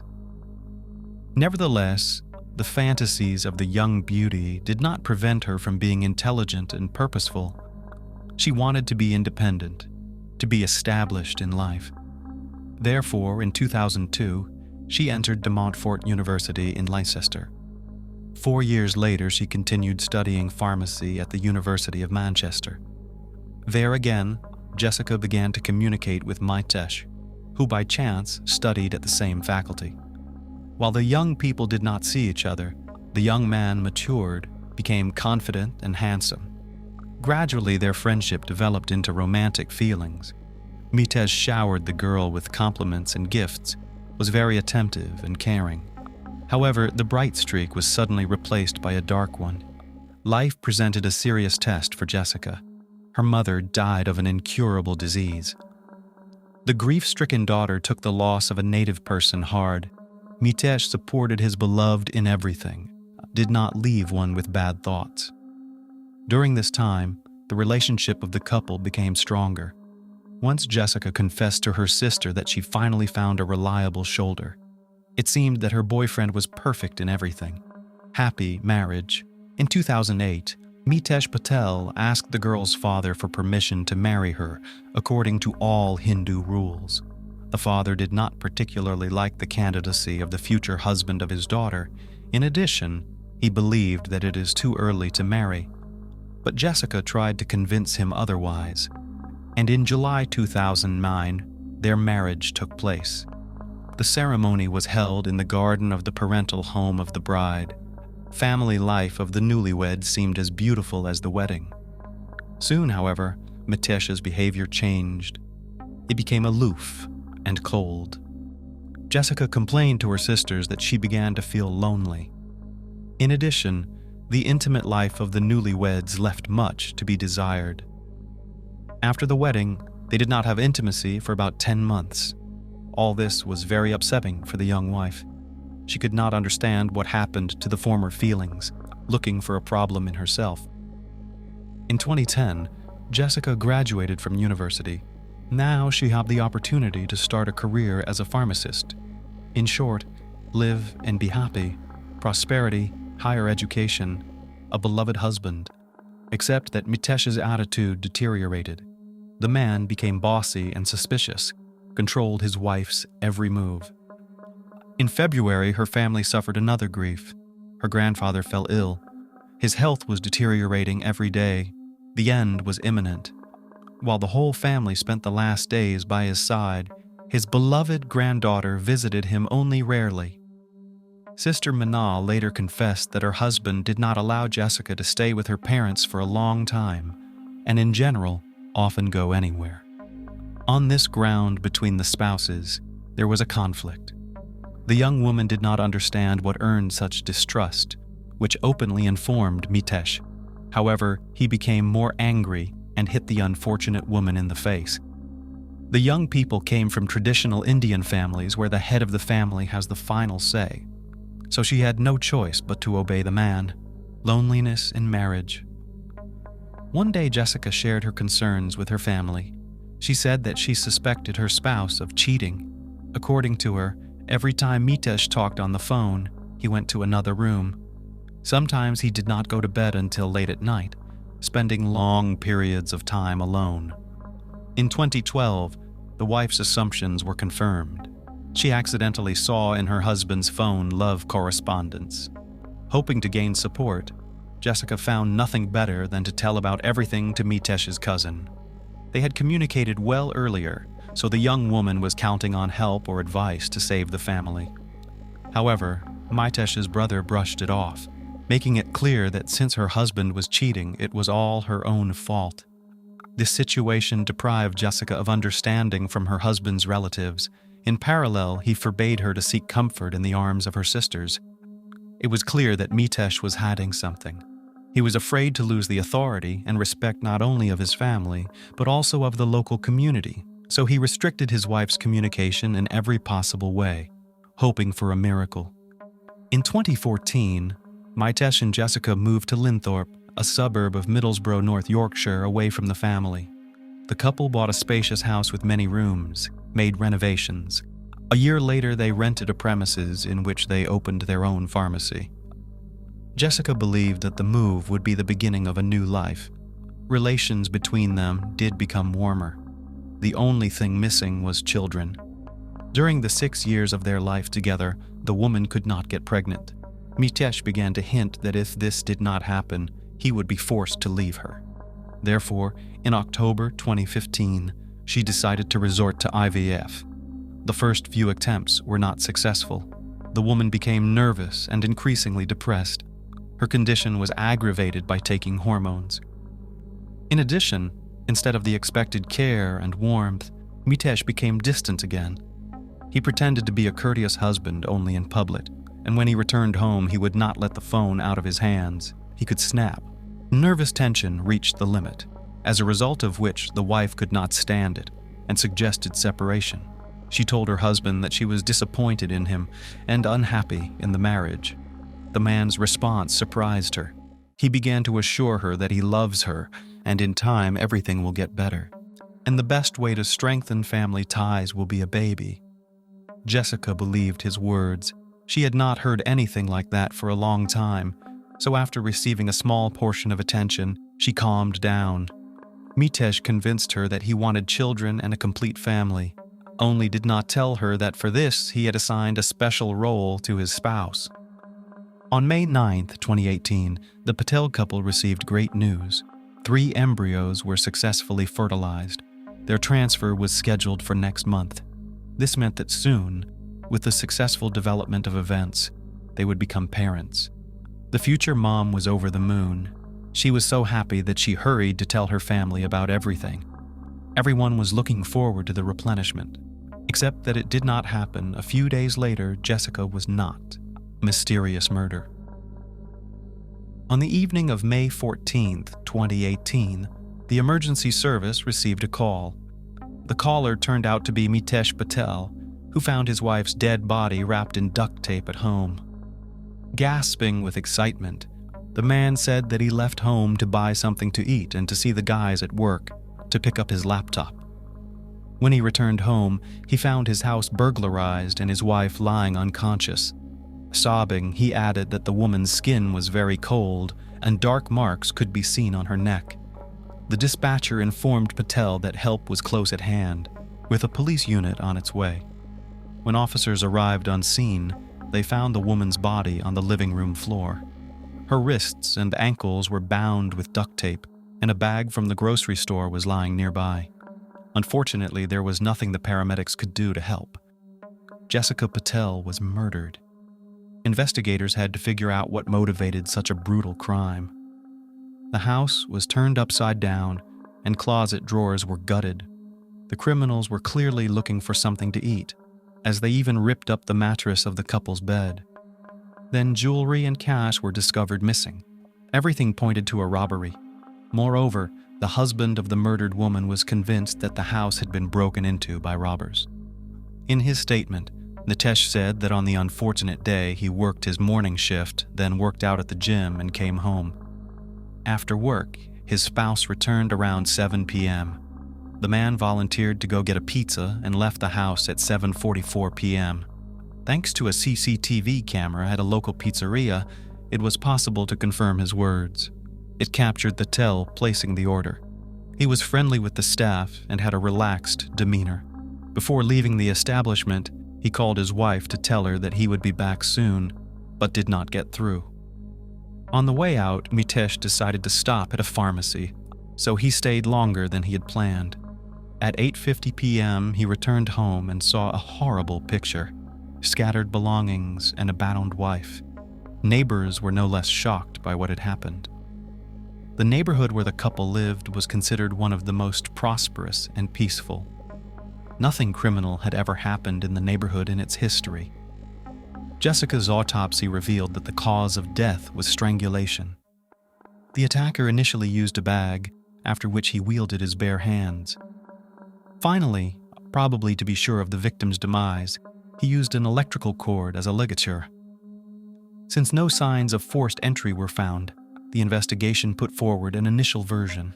The victim knew the attacker and let him into the house herself, an inconsolable widower.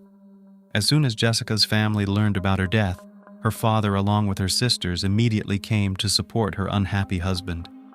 No wonder, because in such terrible moments the family must stick together. They tried to comfort Mitesh as best they could. Despite the fact that the relationship between the spouses was not always simple, the relatives of the deceased embraced the inconsolable son-in-law and tried to find the right words. They themselves were in deep sorrow and agonized in conjecture. Who and why took away from the family favorite daughter, sister, and wife? However, the police seemed suspicious of the robbery, despite its apparent obviousness. After searching the house, the officers found some curious clues, thanks to which the criminal was soon apprehended and brought to trial. In the establishment of the truth also played a big role in the application on the victim's cell phone, monitoring the state of health of its owner. 3 days after Jessica's murder, the lead investigator in the case contacted the victim's father, who was still near Mitesh. The official asked the woman's relatives to return home so as not to interfere with the investigation. He promised to give more details later. In fact, detectives were about to detain the suspect in the case, Mitesh Patel. There were quite good reasons for his arrest. It turns out that during the search of the house was found a hard disk from a video surveillance camera which was installed in front of the front door. The device was in a suitcase under the bed. It was later determined that someone had damaged it just a few minutes before the police arrived. The next find was a photograph hidden under the double bottom of the couple's nightstand. It shows Mitesh in an embrace with another man named Amit. In addition, footage from a camera installed in a house across the street showed that on May 14th, the only people who went in and out of the Patel family home were the couple themselves. The footage shows Mitesh returning at 3:30 in the afternoon and never leaving the house again. Jessica did arrive at the end of the workday, parked the car, and entered the building at 7 p.m. The man then left for the pizza place at 7:44 p.m. and returned at 8:50 p.m. No one else but them was in the lens, which meant only one thing. Mitesh was the potential perpetrator, a mystery behind 7 seals. Patel became the prime suspect, but there was no direct evidence against him. So the detectives continued the investigation. During the investigation, the main secret was revealed, which Mitesh so carefully hid from family and friends. Jessica was right when she suspected her husband of cheating, but only it is not known for sure whether she guessed that her husband liked exclusively men. Apparently, marriage to a woman was necessary as a cover for the real orientation. The happiness of Jessica, who was by his side for many years, he cared the least. It turns out that 2 years after the wedding, Mitesh met Amit. But the latter, unlike him, did not hide his preferences, despite the fact that he was also a native of an Indian family.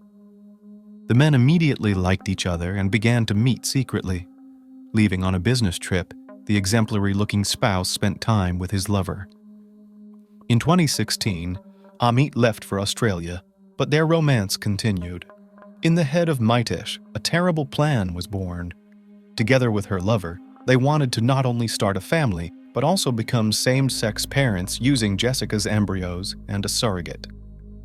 In his message, Patel revealed that the spouse was undergoing IVF. That's when he asked Amit if they will be together after that. To which Amit replied that it all depends on the outcome of the procedure.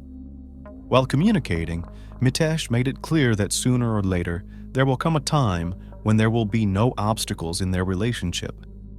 In a recent message, he wrote, "Jessica's days are numbered." It was later revealed that the treacherous spouse was taking drugs that affected childbearing. All this he did in order not to have intimate relations with his wife. The investigation has established. Investigators were also able to reconstruct Mitesh's search history. The man's requests on the internet were strikingly eloquent. How to get rid of his wife, Hindu funeral, the procedure for obtaining insurance payments for the murder of a spouse. In fact, Jessica's life was insured for £2 million. After her death, her husband planned to cash in the insurance policy and use the proceeds to buy a property in Australia. In recent weeks, Patel had been searching for a suitable home. He wanted to create comfortable conditions for the new family and carefully prepared for it.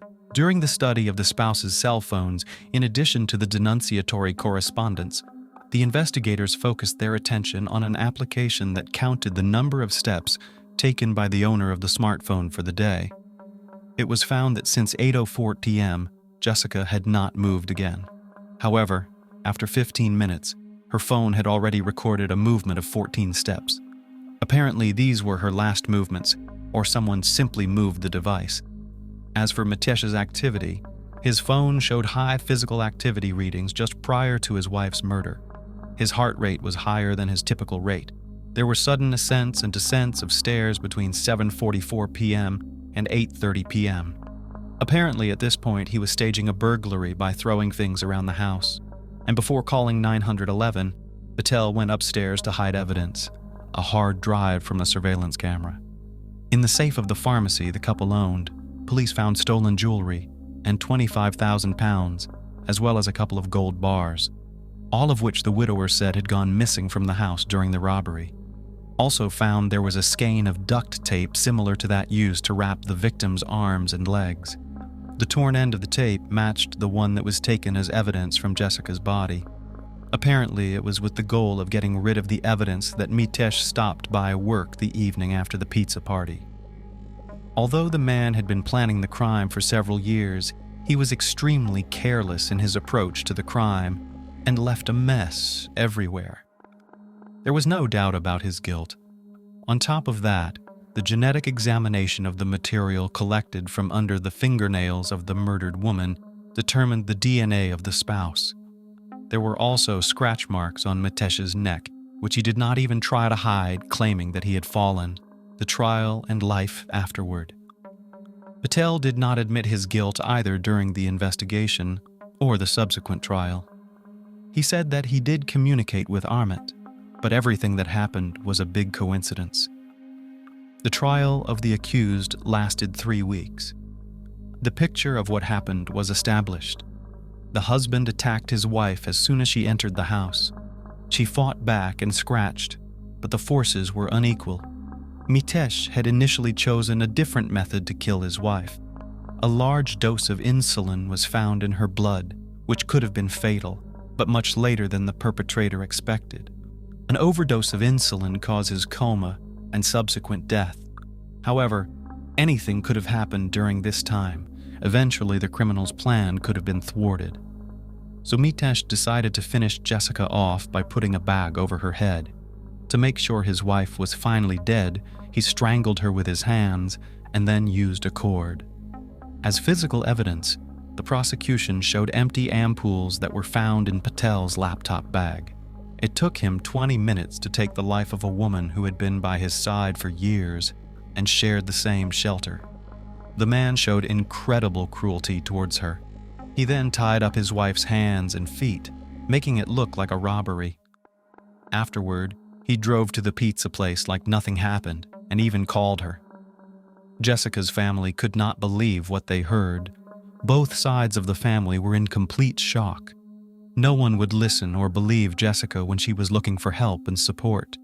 No one even stepped in to try to figure out what was going on in the family, except perhaps Jessica's sisters, but there was little they could do, because they were in an unequal position. It took the jury 2 hours to reach a verdict. On December 5, 2018, the court sentenced Mitesh Patel to life in prison with a right to parole after 30 years. At the end, the judge voiced his thoughts that it doesn't look like the man has any remorse.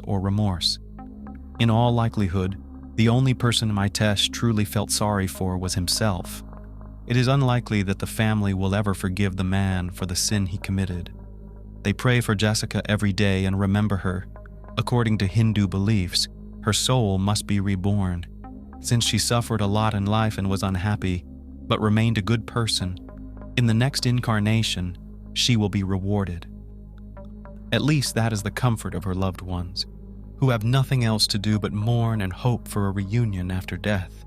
On a vast site 60 miles south of Melbourne lies a landfill. As with any dump on a large plot of land, there are towering piles of domestic waste. Birds circle over the meter-high piles, while a foul smell spreads for miles around. This place is usually devoid of people. However, in May 2004, hundreds of police officers were sifting through the trash. The scene resembled something out of an apocalyptic movie, especially when investigators and police officers donned protective suits against biological hazards and ultra-durable masks to guard against asbestos-ridden dirt.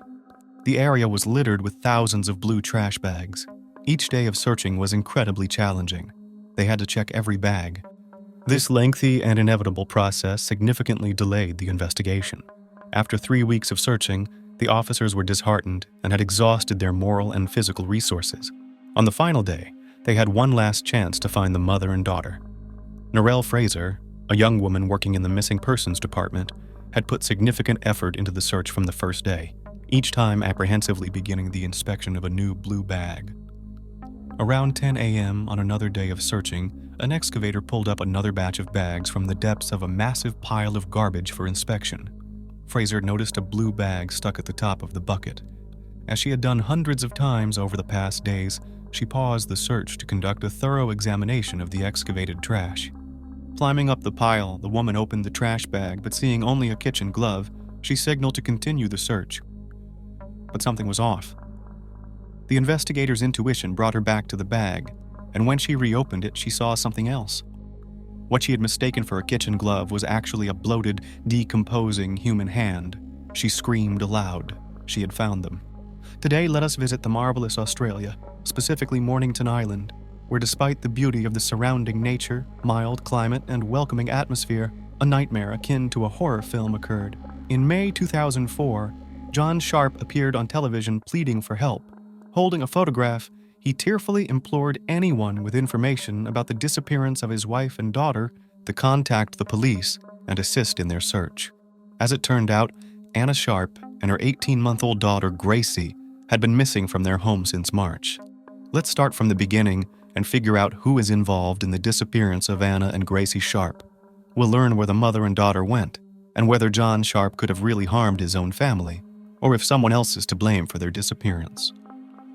Anna Kemp was born on September 27, 1962, in Dunedin, New Zealand. As an adult, she moved to Melbourne, Australia, hoping to build a career, find love, and live her best life. John Miles Sharp was born on February 28, 1967, to Valerie and Miles Sharp. The couple owned several pastry shops and lived a quiet, peaceful life in Mornington, Victoria. John grew up in a large, happy family with 4 older sisters.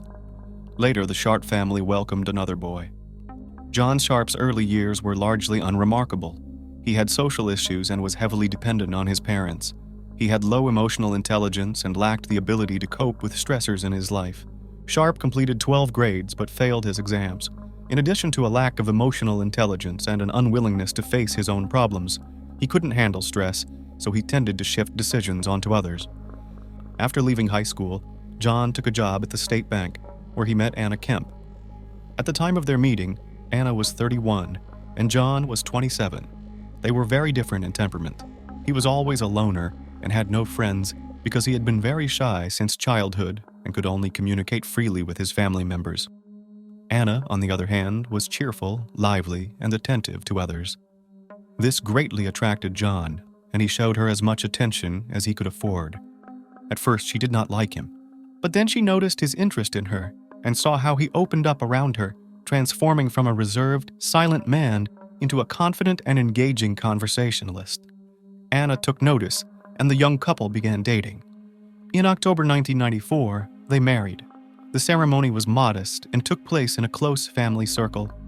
Anna's close relatives from New Zealand also attended the wedding, but they did not share her choice, thinking that Anna was too good for him. Decorum prevented them from voicing their opinion out loud, so the parents remained silent and supported their daughter's choice. However, during the honeymoon, Anna herself began to doubt the correctness of her choice. In a phone conversation with her mother Lila, she complained that she had rushed into it and that there was no real strong love between her and John. But being a devout Catholic, she accepted her choice and decided to try to establish good family relations with her husband and become a full family. They lived together for 7 long years in various places around the Mornington coast and appeared to be a perfectly happy family. But in reality, they lived their lives separately. By the end of 2001, Anna and John learned they were expecting a child. Anna was happy as she had long dreamed of having a child, but John was opposed, as they had agreed before marriage that they would not have children. Anna disregarded John's opinion and kept the pregnancy. Thus, in August 2002, baby Gracie Louise Sharp was born. The little girl had a difficult start to life as she was born with hip dysplasia. This is a congenital malformation of the joint that is corrected by wearing a special brace for a long time. The principle of such a brace involves bending the child's legs at the knee and hip joint and holding them in such a position. Wearing the brace around the clock creates certain discomfort for sleep and full life. Such inconveniences for the little newborn girl were very difficult during the first few months of life. It was expected that this condition would not create long-term problems for Gracie, but in infancy, she felt very uncomfortable and experienced significant distress while wearing the brace. But Anna cared for her daughter with complete dedication, hoping to remove the brace as soon as possible. The girl was very weak, ate poorly, slept little, required constant attention and care. Anna's time was entirely occupied with caring for her daughter.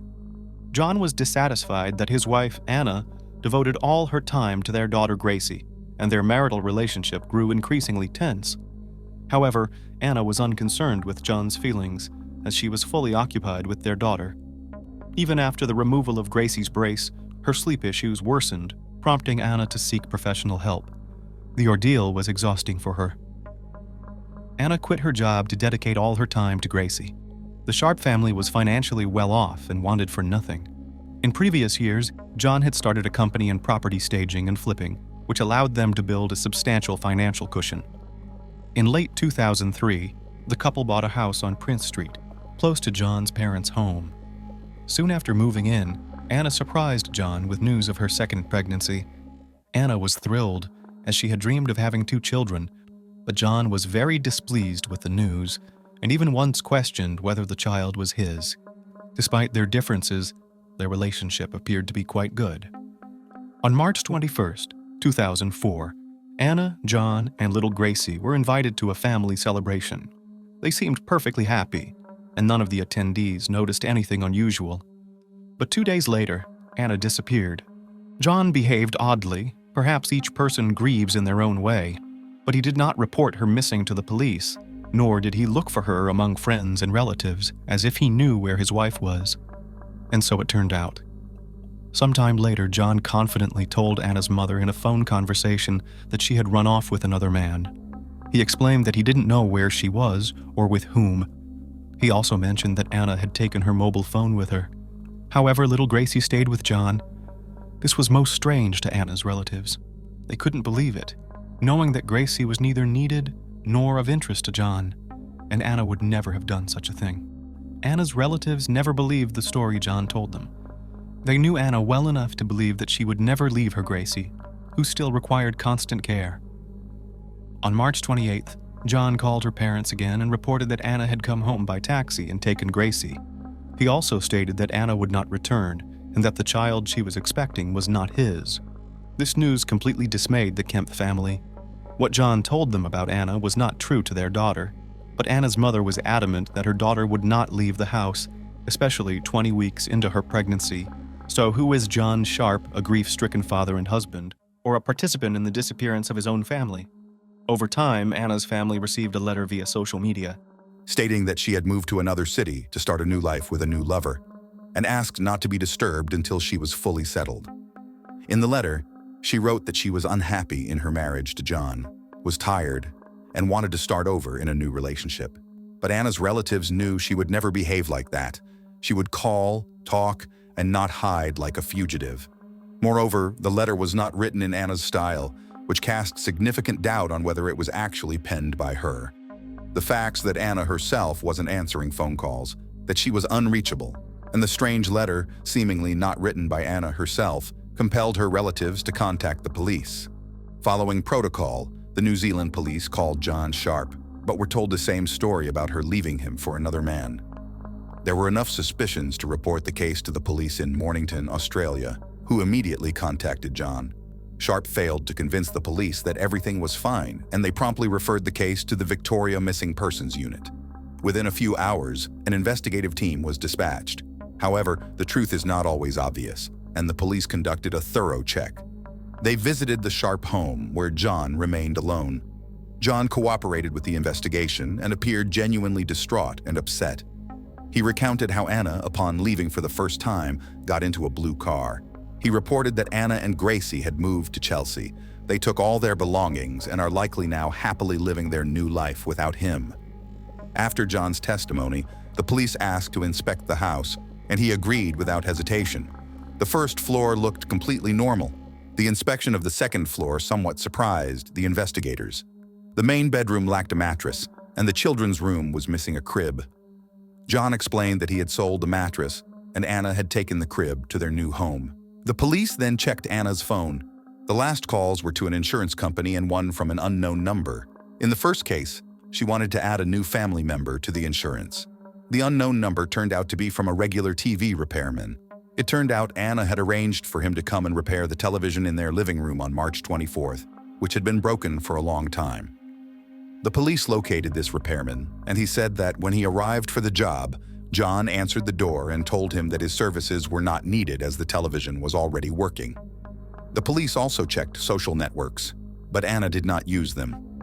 Despite their efforts, the investigators found no evidence that Anna Sharp had another man in her life. John reported that Anna had come home for Gracie by taxi, but no taxi company confirmed this trip. A significant lead in the search for Anna Sharp was a bouquet of flowers she sent on her mother's birthday with a signed card. However, the words in the card did not seem like wishes from Anna, again causing her family to doubt that everything was all right with her. Bank statement details showed that the bouquet was indeed paid for with Anna Sharp's card. As there were no witnesses or evidence to support John's claim that Anna had gotten into a blue car on the purported day she left, nor was there any evidence of bus, plane tickets, or hotel bookings. Anna's friends had absolutely no information that could confirm the story that she had run off with another man. So, what happened to Anna Sharp and her young daughter? On June 10th, John Sharp was questioned by the police again, but he stuck to his story. After the questioning, John Sharp was released. However, this was a tactical move by the investigators as they had put John under surveillance, hoping to catch any clue that could aid in the search. John Sharp was a loner who hardly made any calls and didn't entertain guests, so the investigators had undercover police follow him. During this period, John gave a memorable TV interview in which he tearfully pleaded with Anna to contact him, holding a photograph of Gracie and crying insincerely.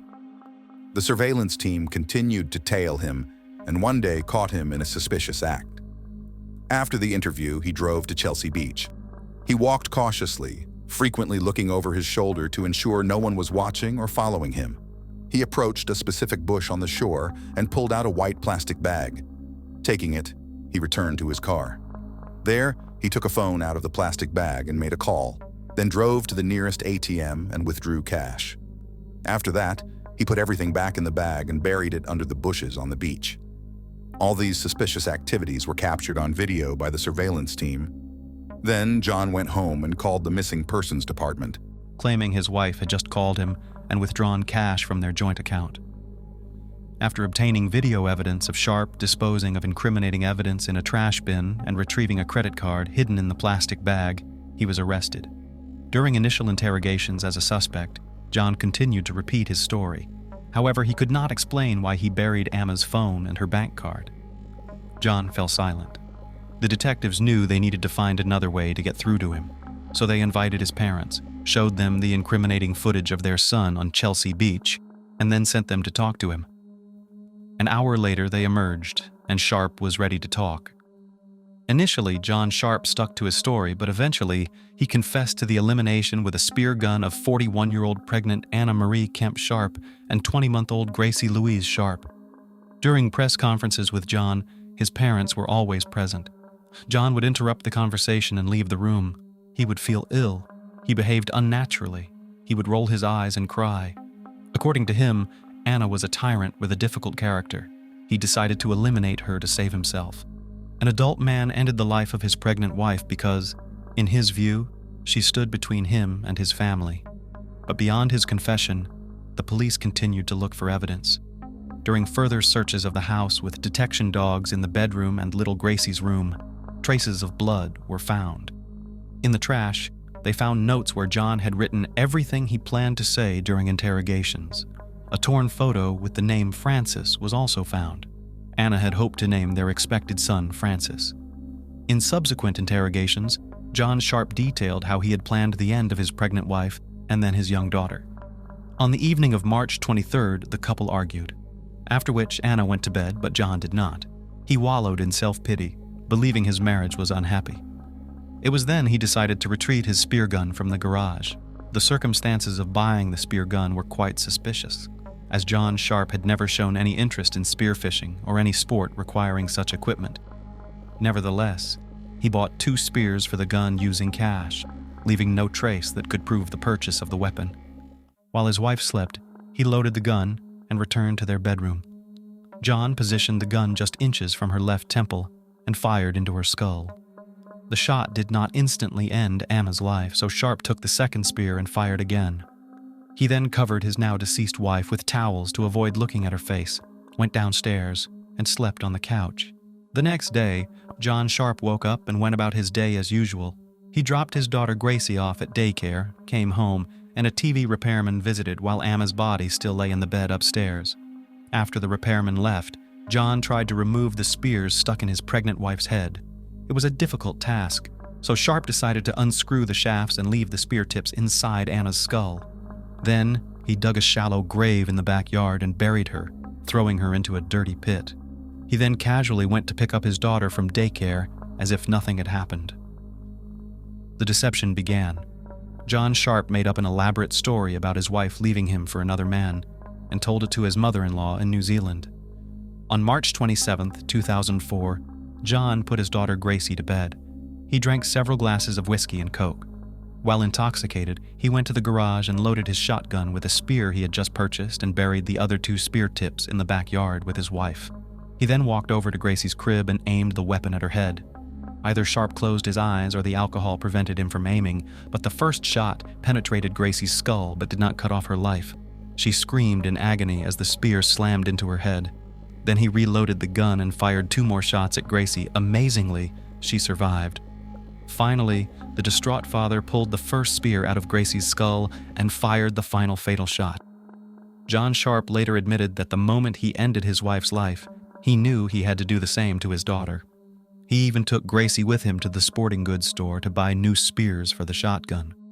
The next day, Sharp covered his daughter's face with a towel because he couldn't bear to look at her dead face and removed the spears from Gracie's head. He then wrapped her in garbage bags, secured her body with duct tape, and threw his daughter into a landfill along with her toys and the weapons he used to end her life. Then, John exhumed Anna's body and dismembered it with a chainsaw. He wrapped the body parts in trash bags and secured them with tape. He then placed them in the trunk of his car and drove to the landfill.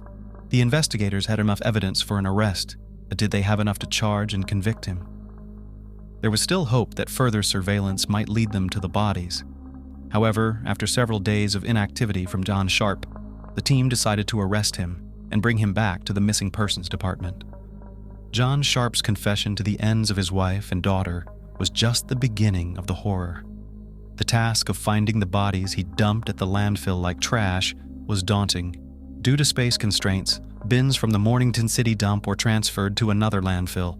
The trash bags were traced to an incident location in Tuarong, and thanks to meticulous waste management at the landfill, police were able to pinpoint an area of about 100 square meters where they believed the bodies would be found.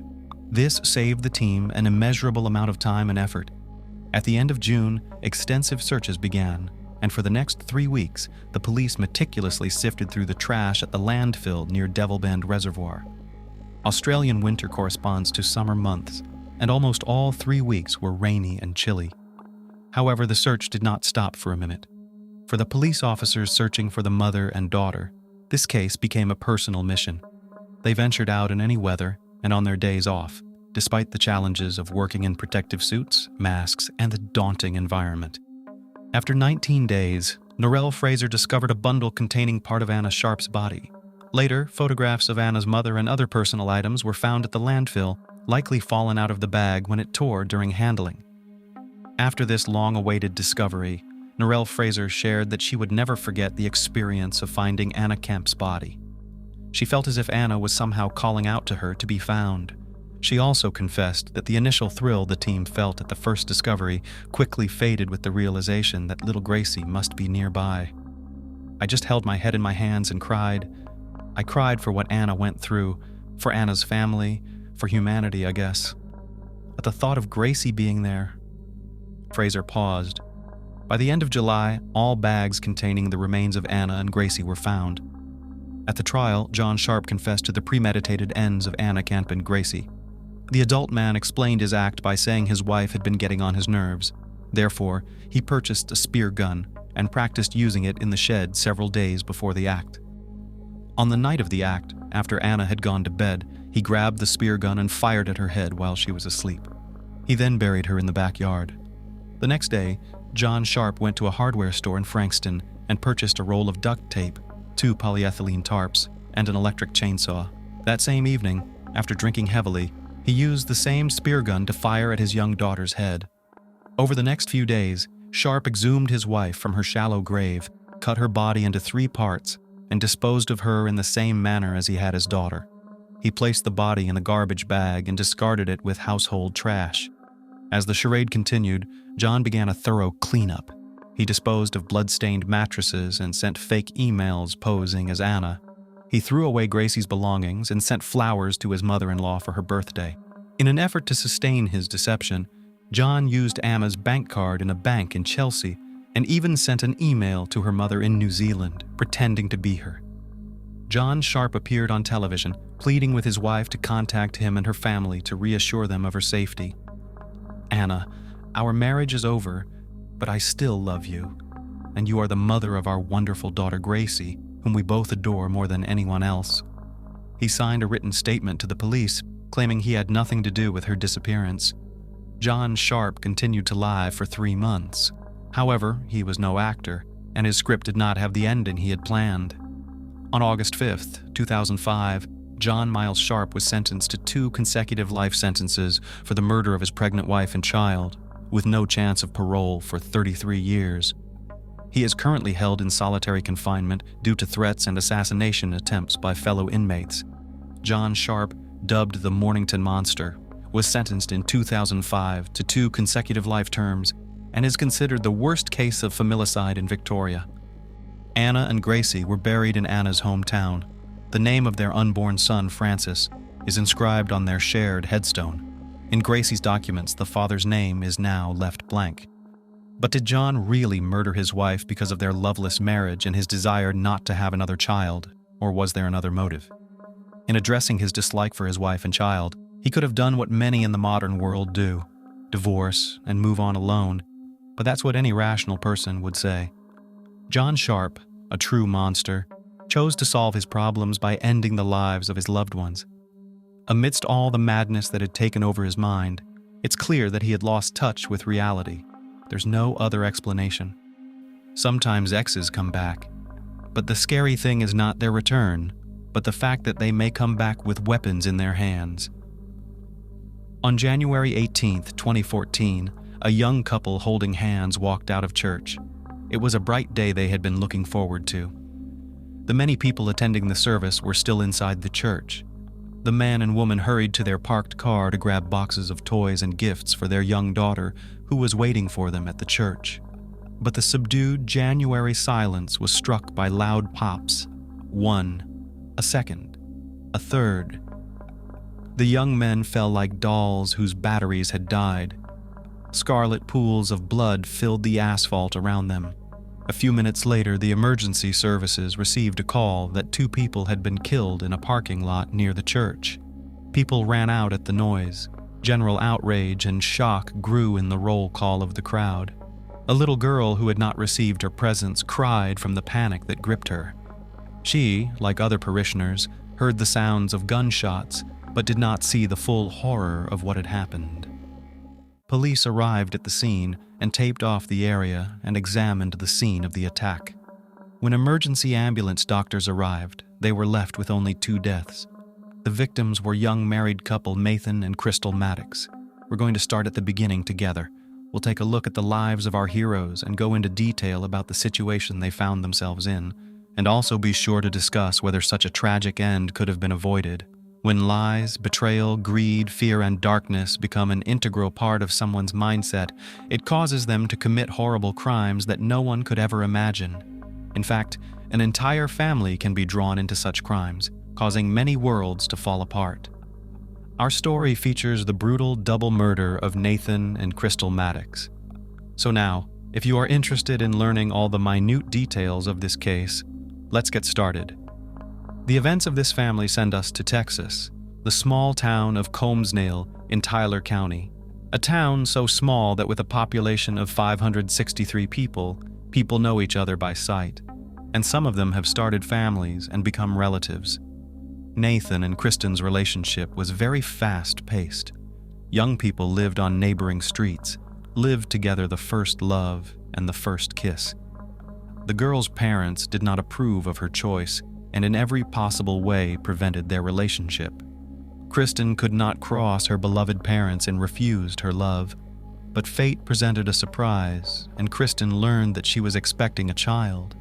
Parents had nothing left but to accept the situation and let the lovers get married, because it is unworthy to look in front of people as a single mother.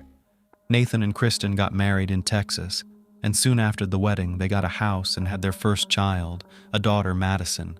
But family life turned out to be far from the fairy tale story from the movie. Nathan had to work hard to support his family. Having a house and maintaining it doesn't come cheap, so Nathan was forced to take a job away from home. He traveled to Montana. A young husband and father, he tried to visit Kristen and Madison as often as possible. He often sent money home to them, and for the most part, Nathan was pretty sure he had a happy family waiting for him at home. And that seemed to be the case. He loved Kristen, he loved Madison, he thought they had the perfect little family, until one day he came home from Montana. When he walked in the door, he noticed right away that the house was empty. Most of the things inside the house were gone, and there was a note on the kitchen table. In just a few lines, Kristen cruelly informed him that she was leaving Nathan. The reason seemed strange. The woman wrote that she didn't know where her husband was missing, who he was with, or when he would return. She wrote that she was unhappy, but that was a lie, because Kristen knew perfectly well that Nathan was in Montana for work. He called all the time, asking how she and her daughter were doing, what they were doing. He sent them money on a regular basis. The worst part of this episode was that she took Madison with her, and Nathan is now banned from seeing his daughter. Kristen did a very mean thing. She went to the police station and used false information to gain full custody of her daughter, indicating that her father was not providing for or interested in the child. Nathan knew that the ex-wife and daughter had returned to his parents' home. He repeatedly tried to see little Madison, but the Westfall family was adamant. They were jubilant that they had managed to get rid of an unloved son-in-law. Time passed. Nathan returned to his hometown to be closer to his daughter. He did not give up trying to see her, but he knew that it was necessary, with the help of a lawyer, to obtain official custody of his daughter and to achieve legal meetings. During this difficult period, he meets Crystal. They'd known each other since childhood. They went to school together. When they were teenagers, their paths diverged. Crystal went to the big city. She dreamed of graduating from university, but in her last year she got married, and instead of a successful career, she got a happy family life, in which 4 children were born. But unfortunately, after a while, the relationship between the spouses went downhill, and they decided to divorce. In 2011, Crystal and her children returned to her hometown. 2 longtime friends met each other at the most necessary moment for each of them. Nathan was enamored with Crystal's children. From the way their mother interacted with the children, from Crystal's inexhaustible energy that lit up everything around her, like a fairy with her optimism. In 2013, Nathan and Crystal were married. Nathan worked at the Lakin Industries warehouse, while Crystal started a small clothing business, opened a children's clothing boutique under her own name, and handmade jewelry. The family's business was doing very well, and it became feasible for them to hire a good lawyer to get a chance to see Nathan's daughter from her first marriage and try to get custody. Madison was thrilled with her daddy's new wife and the siblings she had. The girl was completely happy in her father's home. This made Lita and Paula Westfall, Kristen's parents, completely resentful. They were very afraid of losing their only granddaughter. Back in 2012, Kristen Westfall, with the support of her parents, applied to the court for full custody of her daughter. The custody battle dragged on for a long 2 years. The Westfall family had hoped to get full custody very quickly, but Crystal's arrival in Nathan's life changed the whole picture of his existence. A full family, a home, and a good job made a strong case in court, and Nathan was granted visitation rights with his daughter. He was very happy and prepared to take his daughter away for the day. In October 2013, the judge allowed Nathan and Crystal to have supervised visits with Madison.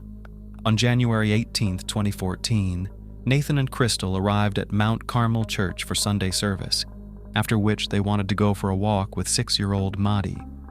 They left the church a little earlier than the rest of the congregation to retrieve pre-prepared gifts for Madison from their car. Just a few steps later, 3 loud pops were heard. Nathan and Crystal were killed by fatal gunshot wounds to the head. The small town was shocked by the gratuitous execution of a young married couple. But as it later turned out, there was a reason after all. But why take 2 people's lives so brazenly and so brutally? The police arrived on the scene and meticulously investigated the scene. Nathan and Crystal had been shot in the head with a .30 caliber rifle, which was found at the scene along with .30 caliber shell casings.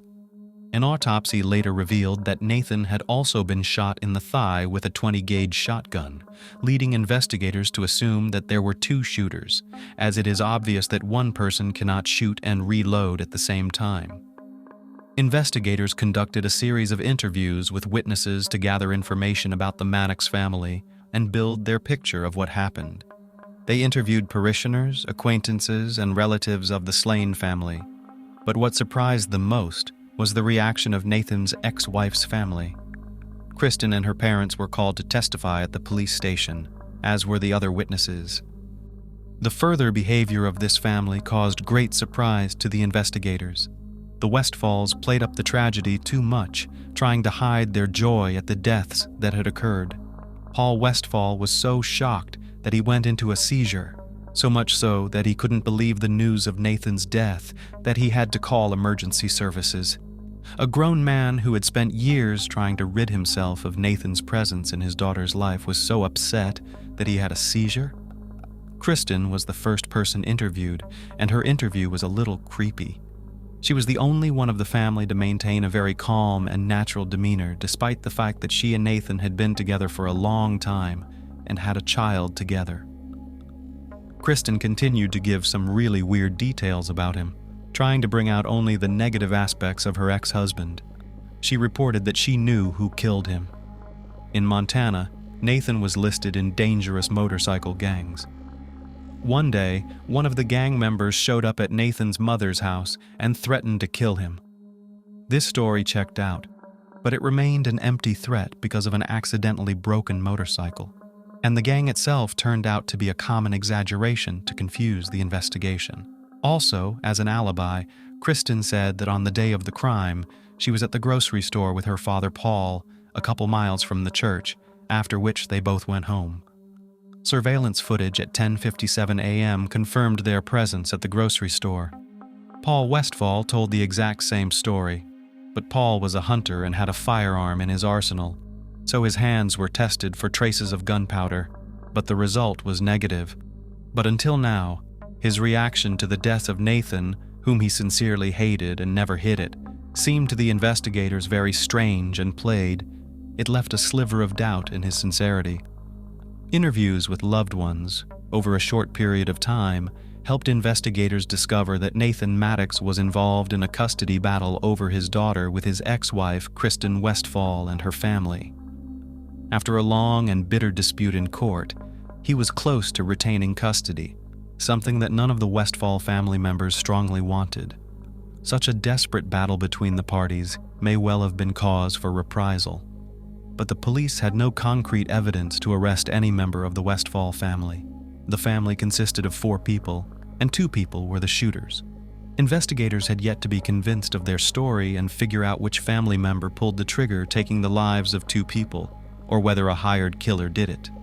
The investigators took a different path and decided to act through the main protagonist of the controversy, little Madison Maddox. After all, her safety was at stake. She continued to be with a family that could pose a threat to her.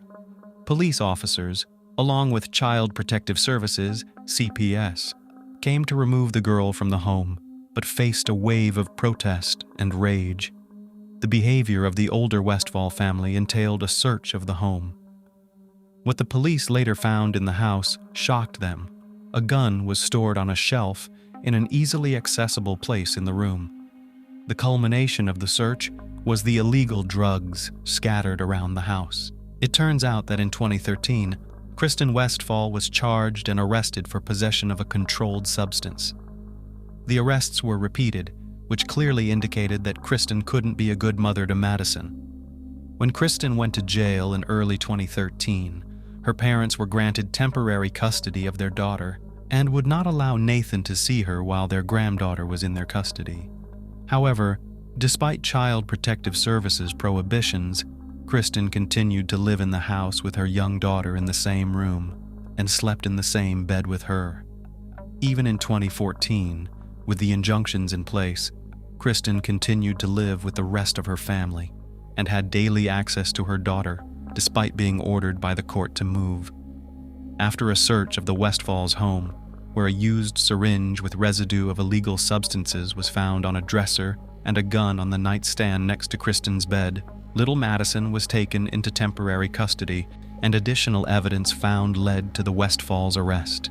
State authorities wanted the girl placed in foster care and said they found supplies for illegal drugs in the Westphals' home, as well as a gun on a nightstand within easy reach of the girl. Child Protective Services was involved in the Madison Maddox custody case.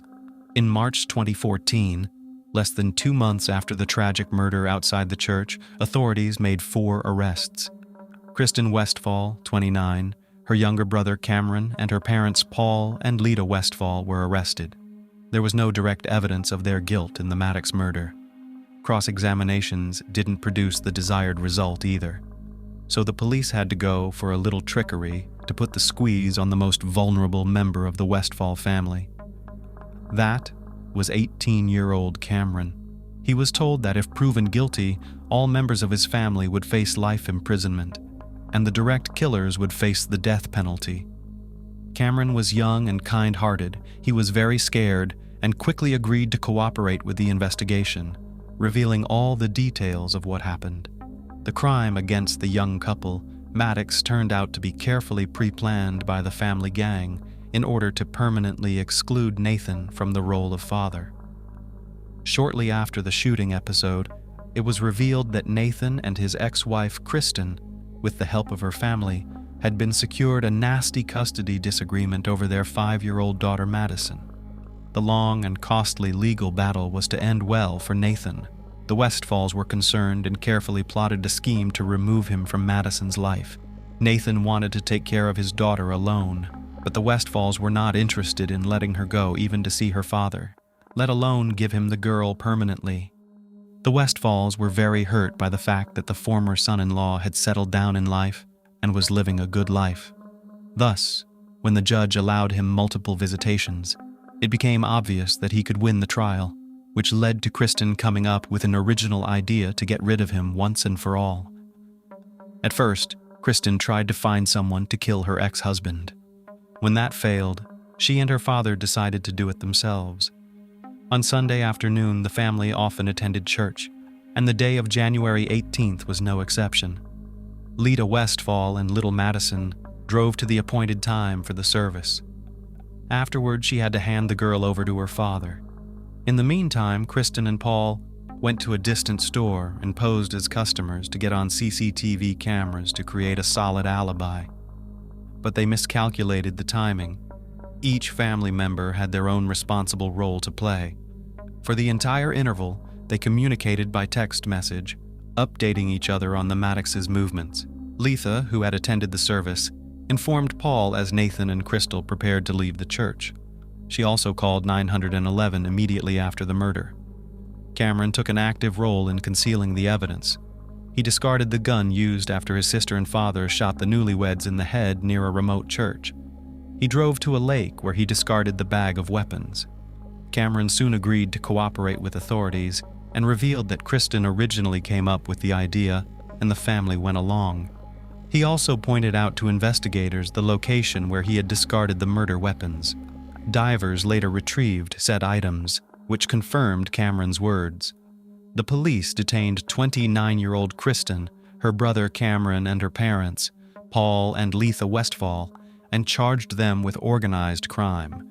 Thus, Kristen and Paul pulled the trigger, with Cameron and Lita acting as willing accomplices.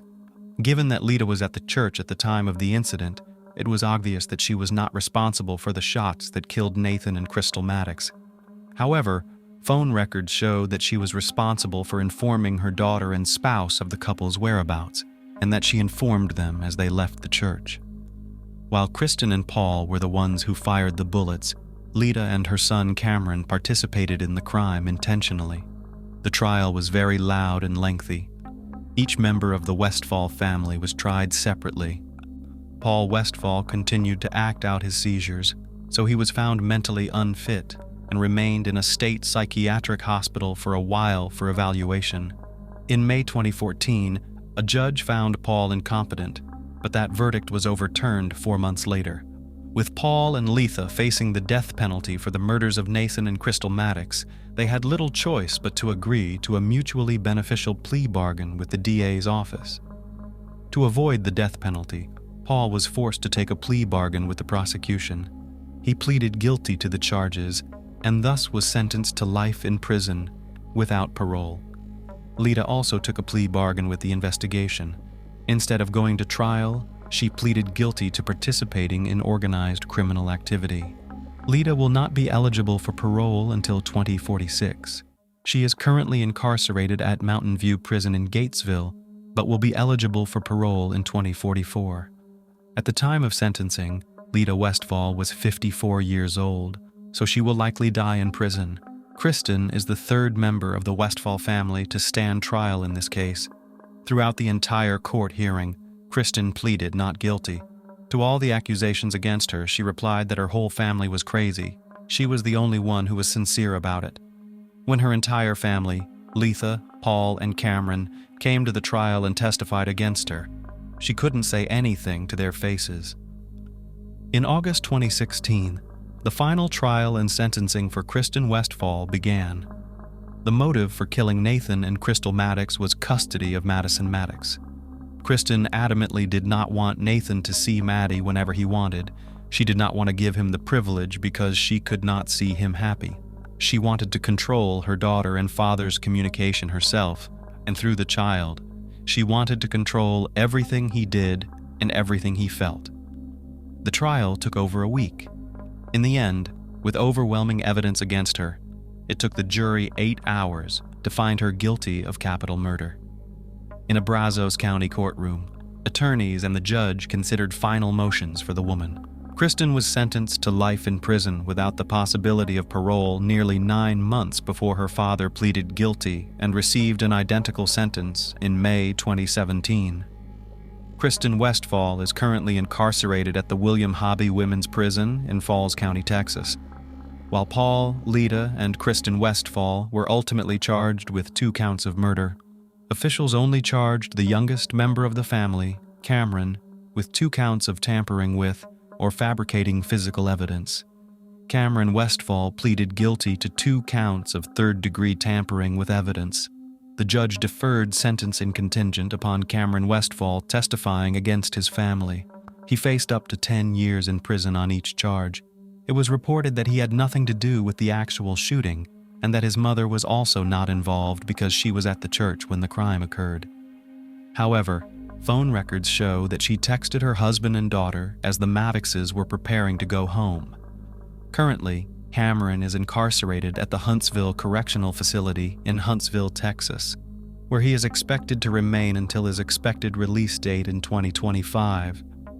Cameron was very indifferent to the crime, and he really had nothing to do with the crime, as he claims Paul allegedly just happened to come home, handed Cameron 2 guns and told him to throw them away, but the investigation didn't rule out that Cameron knew a little more than he was saying. After all, Cameron lived in the house with his family, and he simply couldn't have not heard about Kristen and Paul's plans to kill the Maddox family. And if he was an unspoken witness to the plot, after all, why didn't he go to the police or even try to stop his family? So ended the story of a double murder at the House of Dodd in a close-knit community that shook the entire state of Texas to its core. Recall that on January 18, 2014, Nathan and Crystal Maddox were shot and killed right outside the gates of Mount Carmel Baptist Church near Colmsney. After waiting for a legal and supervised visitation with his 5-year-old daughter from a previous marriage, it soon became clear that the girl's biological mother, Kristen Westfall, and her entire family, brother Cameron and parents Lloyd Paul and Lita Westfall, were behind the crime. This case was complicated. The community demanded justice. Lloyd Paul, Lita, and Cameron Westfall made a deal with the investigation. After agreeing to testify against his sister, Cameron took a plea bargain. He pleaded guilty to a lesser charge, 2 counts of tampering with or fabricating physical evidence. In 2016, a judge sentenced Cameron to 10 years in prison, and his mother received a life sentence. The following year, a judge sentenced Lloyd Paul to life in prison. He avoided the death penalty by pleading guilty to first-degree murder. Under the plea agreement, he would not be able to appeal the sentence. The crime family's protagonist, Kristen Westfall, received a life sentence without parole. In a fateful decision by her mother, Madison Maddox lost her father and will likely never see the grandparents who cared for her and perhaps even loved her. Time after the Westfall family was sentenced, the legal battle for custody of Madison Maddox continues.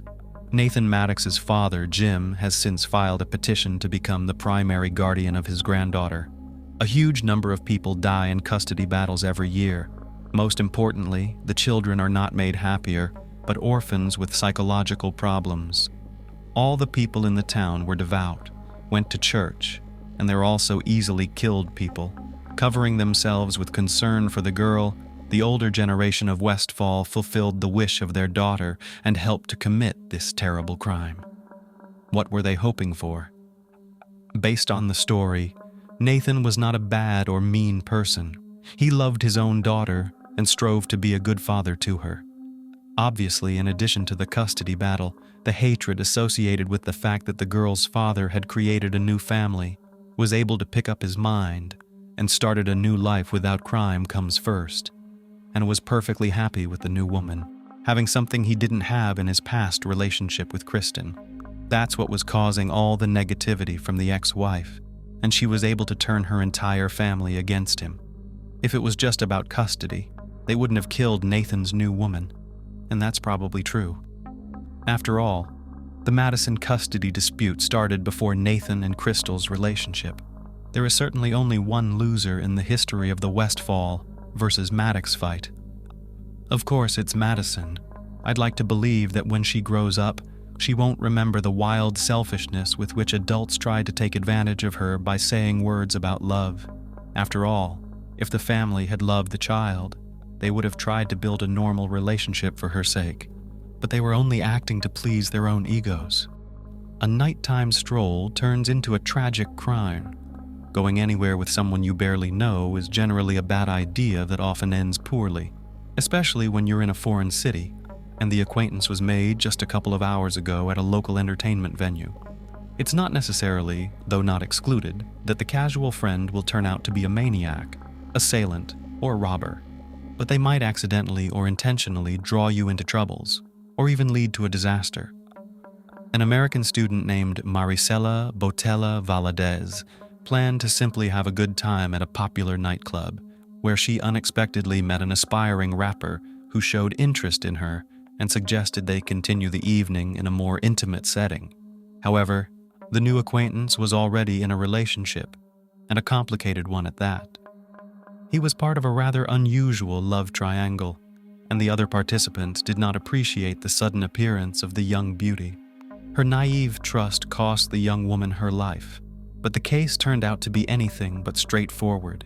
It involved insane jealousy, the desire to cling to fading youth, occult practices, and even an international search for fugitive criminals.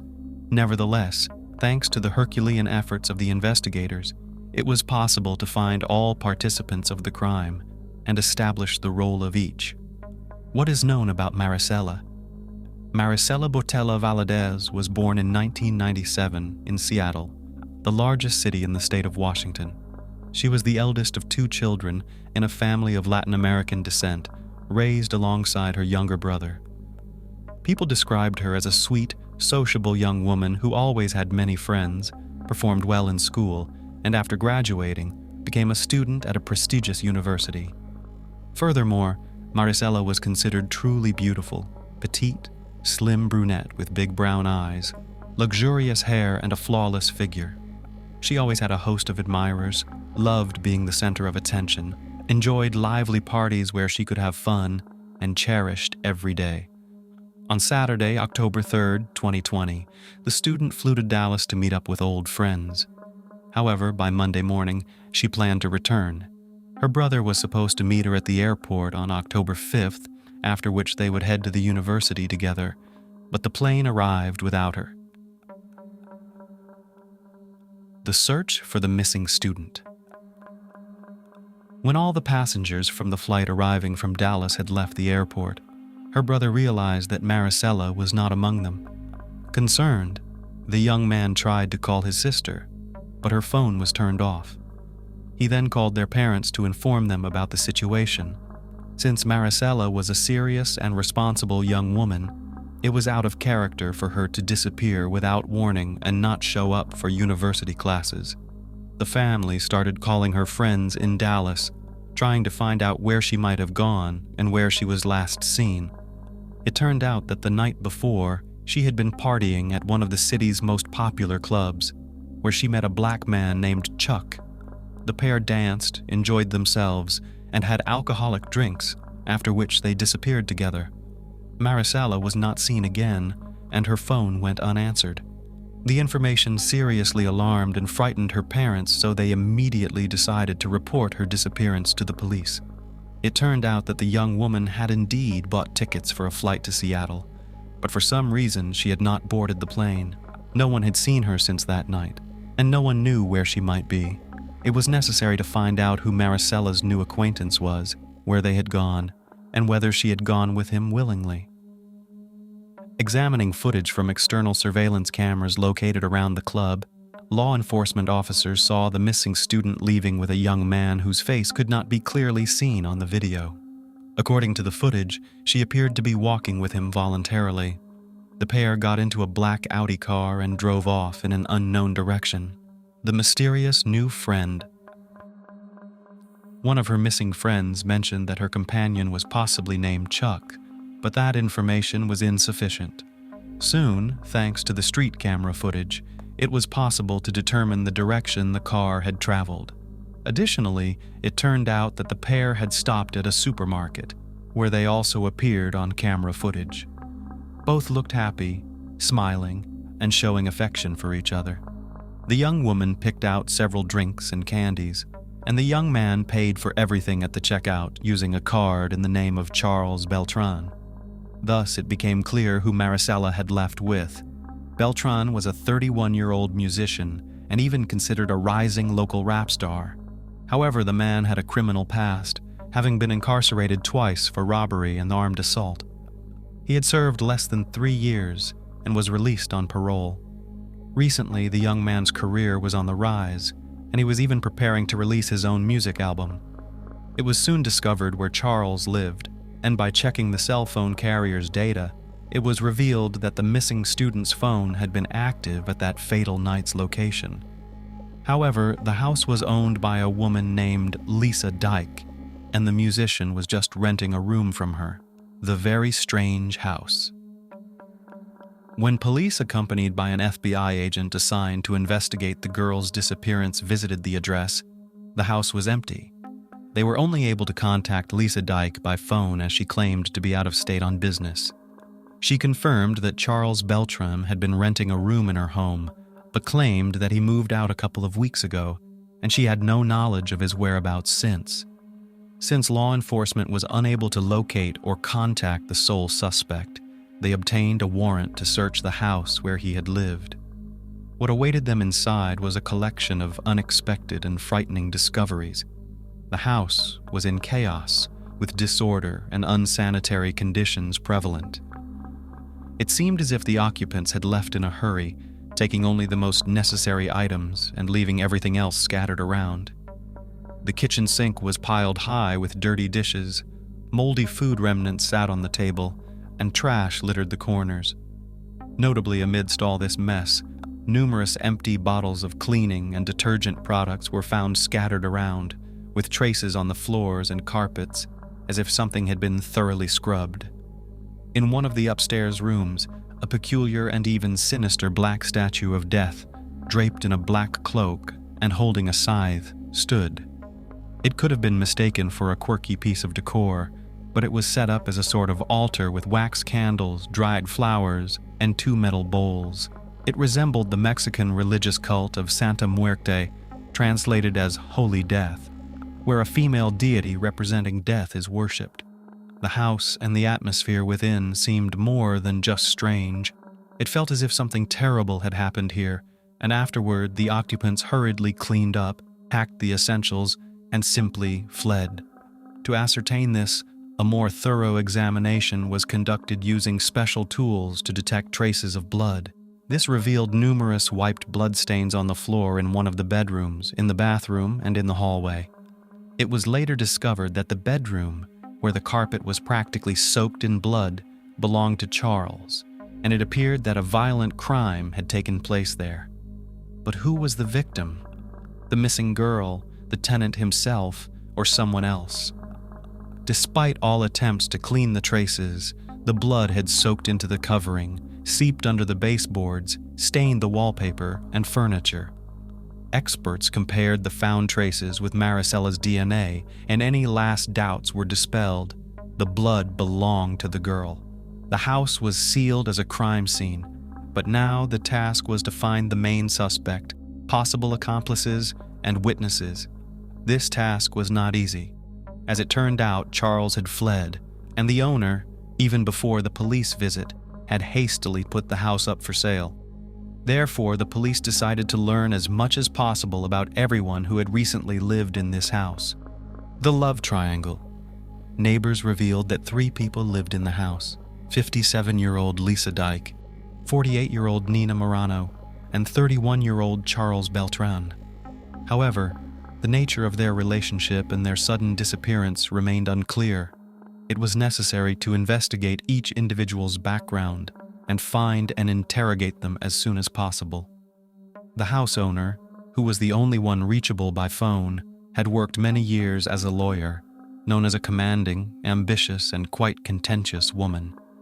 She had been married 3 times, and after becoming a widow several years ago, received a substantial inheritance.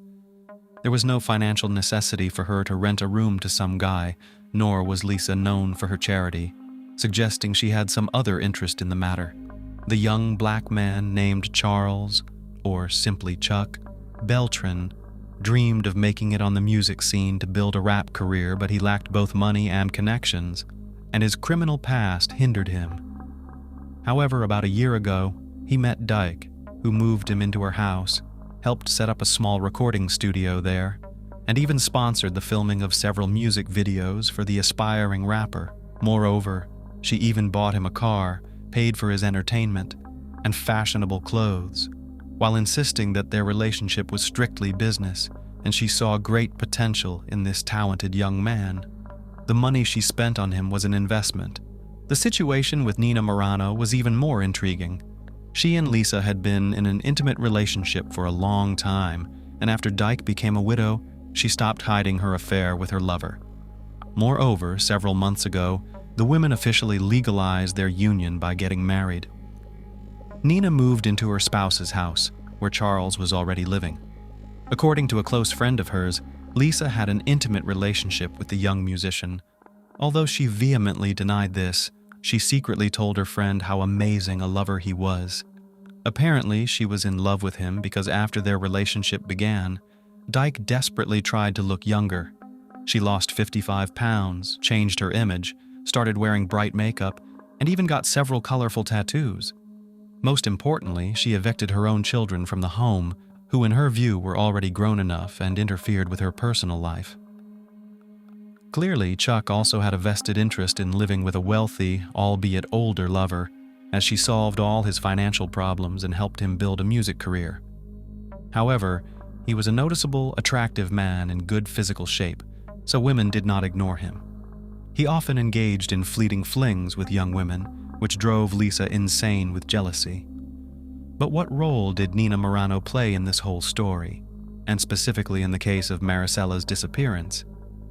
According to the same close friend, Lisa's spouse was part of this strange love triangle and was the only woman with whom Dyke not only allowed her young lover to sleep, but even insisted on it. Nina was also a successful lawyer and a very affluent woman. Thus, this trio lived in pleasure, sparing nothing. Interestingly, after their wedding, both women took the boy's last name, so the house was occupied by Charles, Lisa, and Nina Beltran. Where did the house's inhabitants vanish to? It was discovered that since the student's disappearance, no one had been seen at the house where her blood was found. Lisa was only contacted once. She answered a few questions, stated she was in another state, and thereafter her phone went unanswered. Nothing was known about the fate and whereabouts of Nina, as well as the main suspect, Charles.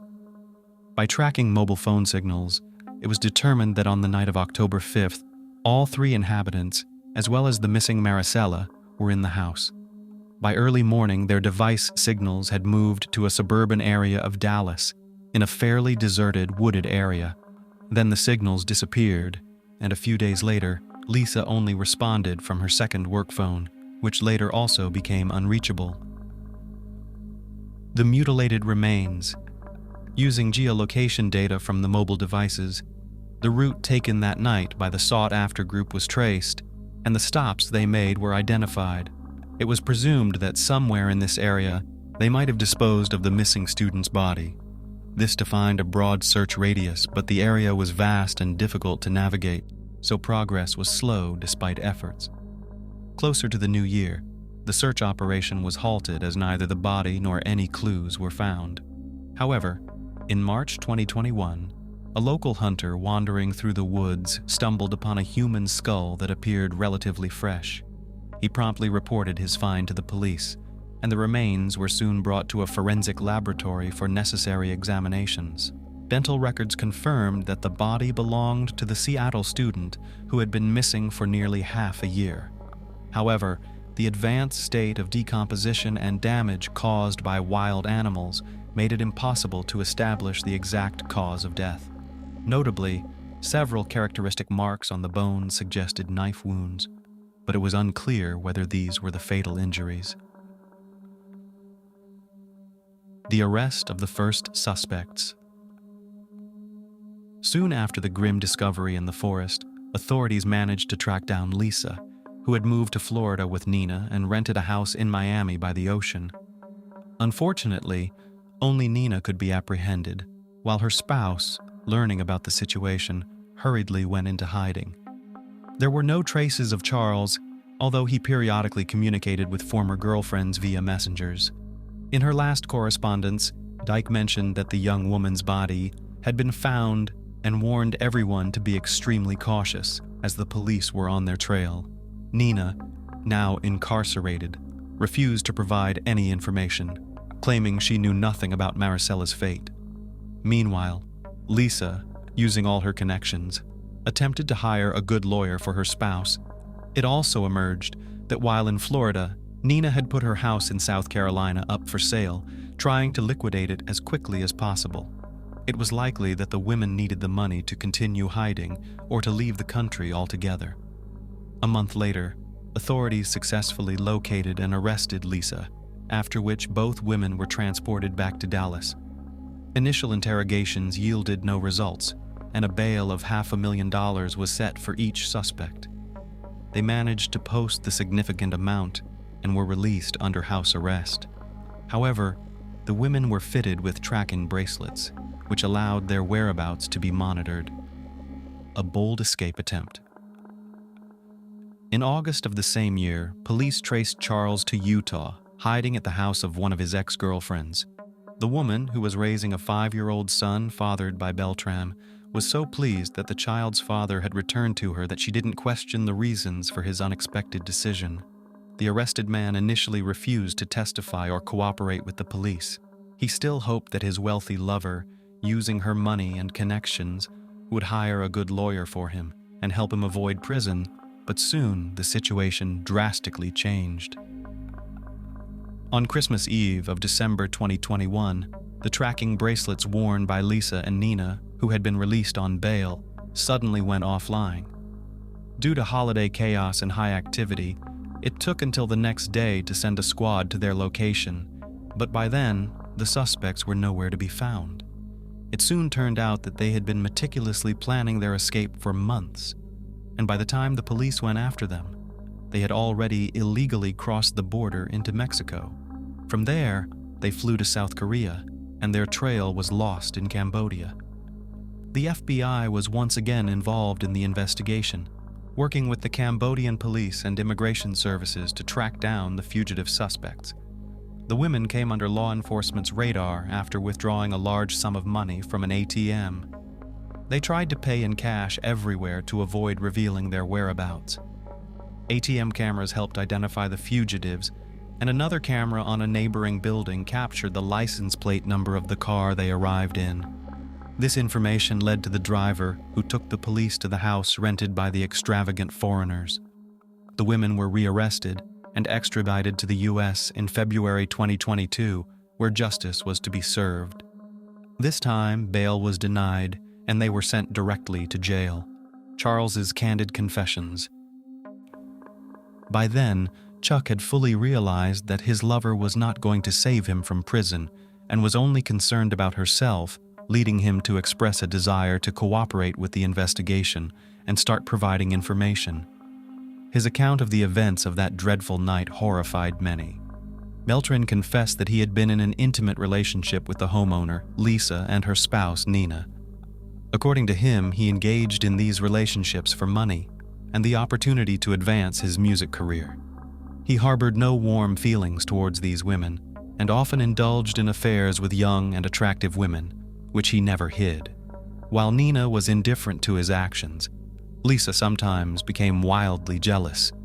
On the fateful night of October 5th, 2020, Chuck met a young student named Maricela at a nightclub. The beautiful, slender girl immediately caught his attention, and it seemed he caught hers as well. After spending several hours drinking cocktails and dancing, he invited her over, and she agreed. When they arrived at his place late at night, Nina and Lisa were already asleep, so Charles easily took the girl to his room. There, the couple engaged in intimate activities and later fell asleep. According to the suspect, in the middle of the night, Lisa entered his room and, seeing the young beauty asleep next to him, flew into a jealous rage. She went to the kitchen to grab a large knife, then returned and leaped onto Maricela, repeatedly striking her. Charles claimed he was awakened by the noise and was disoriented at first, still somewhat intoxicated. When he finally turned on the light, he was confronted with a horrific scene. Maricela's body had slid to the floor next to the bed, where she had bled out. At that moment, Nina entered the room. They just stood there for a few minutes, and nobody attempted to help the victim. When Chuck regained his composure, he realized that the crime might be pinned on him since he had a criminal record, and his influential lovers could escape punishment. That's why, he said, he agreed to help dispose of the body and cover up the crime. Charles stayed with friends for several days, and when he returned to collect his belongings, he noticed that the blood stains on the floor and carpet had nearly disappeared. Lisa told him that she and Nina had taken care of everything and destroyed the evidence of the crime.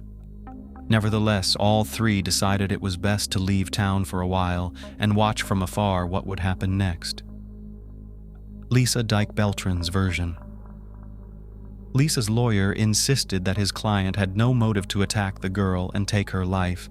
She claimed that her relationship with Chuck was strictly business, and she viewed his promising music career as a good investment. Who he slept with or flirted with never concerned her. As a key argument, the defender pointed out that Dyke had recently entered into marriage and was happy with Moran.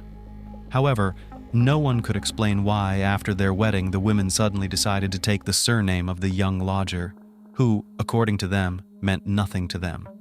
At the trial, Lisa claimed that Charles was hot-tempered and very cruel, and when drunk, he became a beast, whom she feared.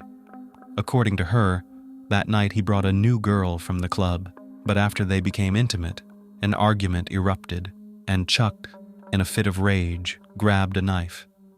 She and Nina ran to the noise and tried to separate the couple, but it was too late. Marcella was dead. They helped dispose of the body and clean up the scene under the threat of becoming his next victims. Witness testimonies. Lisa's friend, who testified in court, claimed that Lisa was literally obsessed with Chuck and had repeatedly confessed to her an uncontrollable desire to eliminate any girl who got close to her young lover. Clearly, she was unable to manage her emotions that night. Additionally, the witness mentioned the odd statue of Santa Muerte at her friend's house. She recalled being surprised by the improvised altar during a visit, but the homeowner jokingly claimed she was into black magic and knew how to cast a spell to ensure a man could only have eyes for her. However, it seems the ritual failed, and the woman resorted to using a knife. Another witness, a real estate agent approached by the women shortly after the incident, testified that they were eager to sell several properties they owned as quickly as possible.